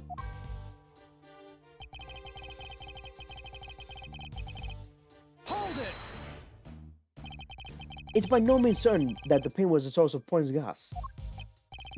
Well, it's by no means certain that it wasn't either. Was that supposed to sound clever? Copying Mr. Edgeworth's style of speaking isn't striking to looking cool, you know. Huh. You make it sound as if you think there's something wrong with how I speak. Anyways, to bring it all home, my winning deduction shows that he had paint, and he was closer to the victim. Hold it! That's really all you're basing your suspicions of Miss Butts on. What? You have a problem with that? Then show me proof, you loser. Put up or shut up. He's literally asking for Mr. Edgeworth. He's literally asking for it.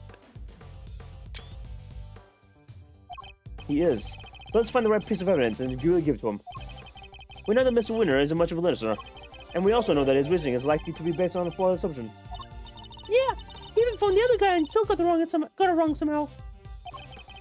Let's get this over with as quickly as we can. It's a waste of all time here. Let me just say this real quick. Yeah, he needs the other one. He needs the other one.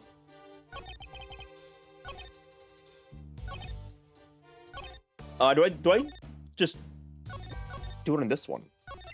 Let me just check real quick. Hold on.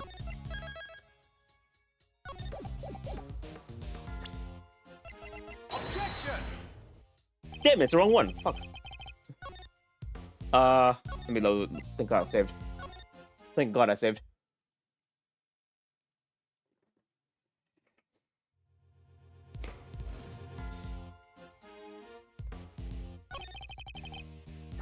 Objection! It's not the paint? Wait a minute. Let me just double check the evidence. I could have sworn though the other paint, because he needs like both.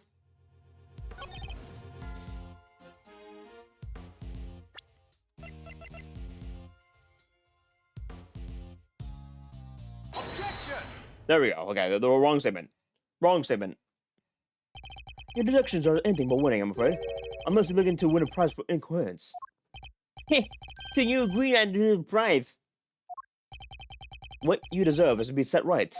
The gas came from within the case containing the sculpture of Pisces. And it did, and it was created by the artist guy, with the red paint in which we know is fully ubiquitous. Allow me to offer you a bit of advice, one prosecutor to another.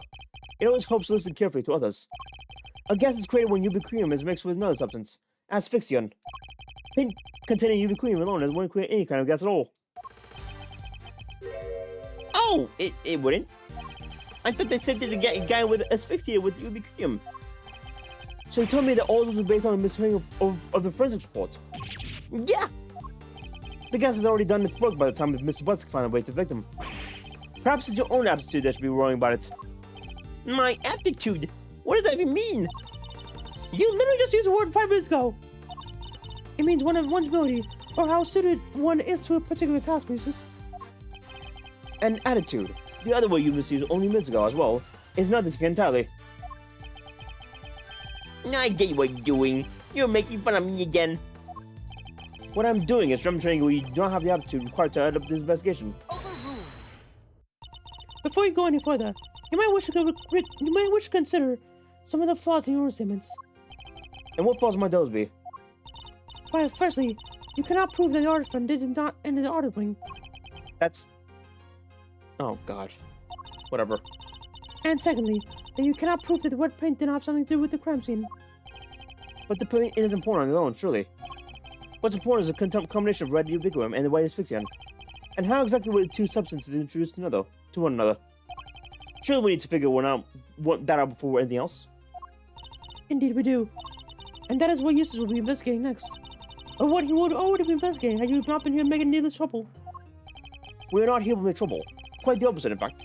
We're here to help. Are you saying you know how the gas was made? I don't believe you. I can certainly point you towards a vital clue as to how it's done. He's bluffing, Eustace. Ignore him. It's fine, Gavel. He's clearly lying. Might as well let him talk himself into further into a corner. If you are sure. Come on then, tell me what you got. Show how the gas was created. It's gotta be like the blowtorch or something.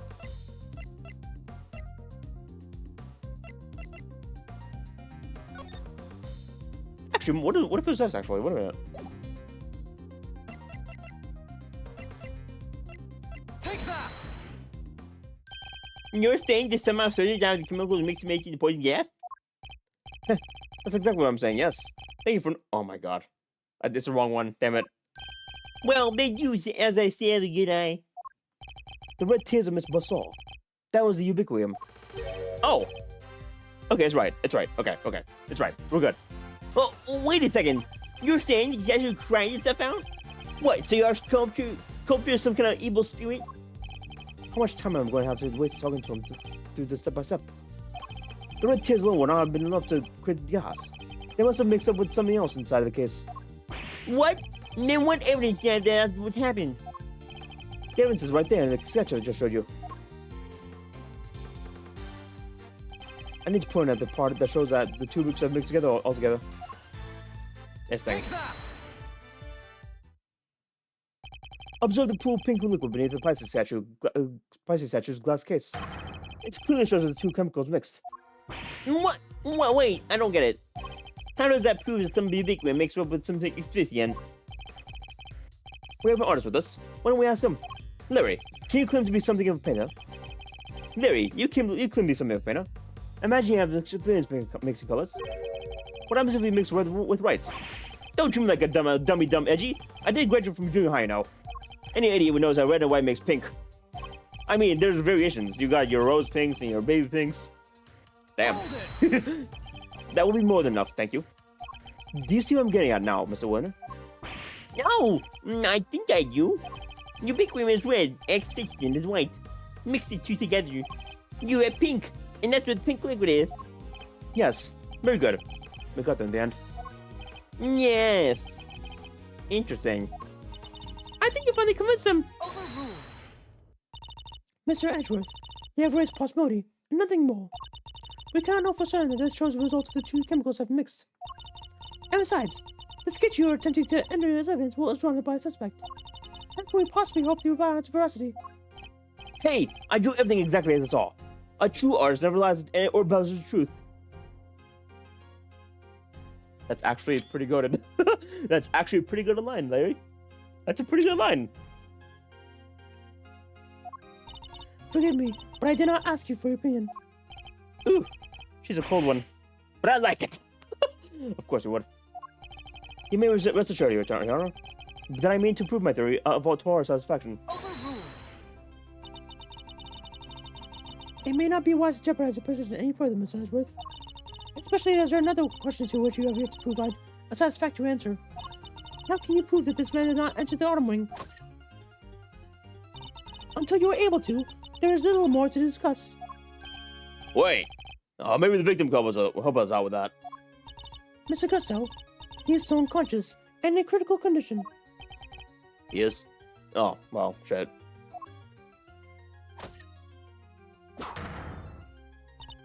Now, if you don't mind, Eustace needs to carry out his own investigation of the area. If you'd be so kind as to leave him in peace. Oh? For the presiding judge's sake, I pray to the gods that you never not need to be summoned to testify. Now then, is there something you wish to say? Mr. Artist? If you could just hold the pose for a moment there, Miss Ice Queen. I am Justice Verity Gavel, and I'd be grateful if you would dispense me with the child's epithets. Oh, she finally told me her name. Nice to meet you, Verity. Name's Louise Dornham, but you can call me Loris. If you could stop wasting the court's time, Mr. Dornham. Oh, yeah, sorry. It's just, there's something I forgot to mention. The door was locked. I tried to open it, and then the old guy came tumbling out. It does appear that the door can be locked from the inside. However, that does not necessarily mean that it was locked at the time of the claim. Without proof, your statement clears in the way, I'm afraid. Objection! Well, as it happens, I bet I can back our pal here about that. What? Yep, we tried to come in through too, but just like the guy said, it was locked up tight. And so, Mrs. Malzarito. It is. I distinctly remember how it went. Oh, this is just like a... This was just the stream.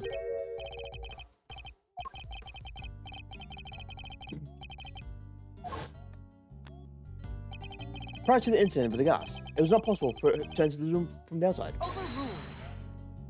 And what does it say that your suspicious friend was not here in the victim the entire time? Objection! The fact that he didn't suffer the ill effects of the gas. Search for a gas mask if you like. I doubt you'll find one. I see. Then I suppose you'll have to take care of your collective wood. Huh? That was a little too easy. Well, Jiscabel, do you accept that Mr. Butts was no longer a viable suspect? And that once again, Mr. Wiener's detectives have fallen short of the mark. What are you talking about? I just need more information is all. You can't blame a guy for being a little hasty with his deductions. You know, it's not cool for a prosecutor to be saying something like that, right? Very well. Then perhaps we should call our next suspect. Mr. Dunham, you may step down from the stand. Huh? Oh, you go, you mean? Oh, we're not enjoying our time together, Verity. Let me stick around, please. Overruled. Show no mercy. Squish my heart into a goopy mush. I love it. Who exactly is the next suspect? The pharmacist Delicia Scone. Your artist friend may have looks like his hand is in the bottle of infested ultra, but someone in online work will surely have a better idea of where such thing might be acquired. The court hereby calls for a 10-minute recess. Eustace, we will go and fetch a suspect. Your winning smile may bring a runging, I am sure. My winning... Of course, Abel. Let's go get her once. Hey, take the Flatfoot. You kill your investigating while I'm gone, okay? Sure. It's possible. Could Judge Gravel have suspected Mrs. Scrum from assault? Now that you mention it, she wasn't helping Mr. Winnack that she usually does, huh? What exactly is angry about Judge Gravel?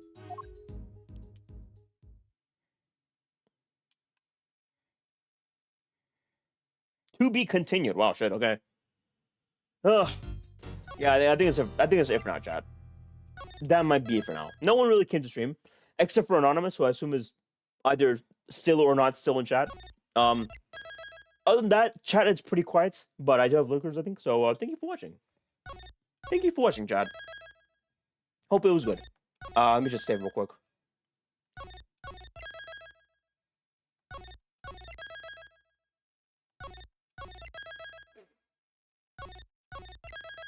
Okay, there we go. Yeah.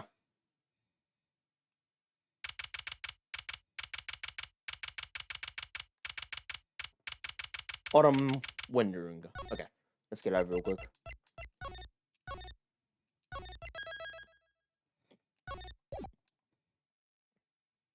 Alright, chat, that seems about it. Thank you for watching. Really appreciate it. Hope it was good. Thank you, Anonymous, for gifting Jack/Sky the gift sub. Thank you for shooting them with the gift sub. Really appreciate it. Helps the stream a lot. And, I guess Sky can now see the stream ad-free. But yeah, chat, that's about it. Thanks for watching. I will be back, within the week, I guess? I don't know. I gotta decide what I want to stream next. I might stream art tomorrow, I don't know. I gotta continue the art piece, so I'll see how it goes.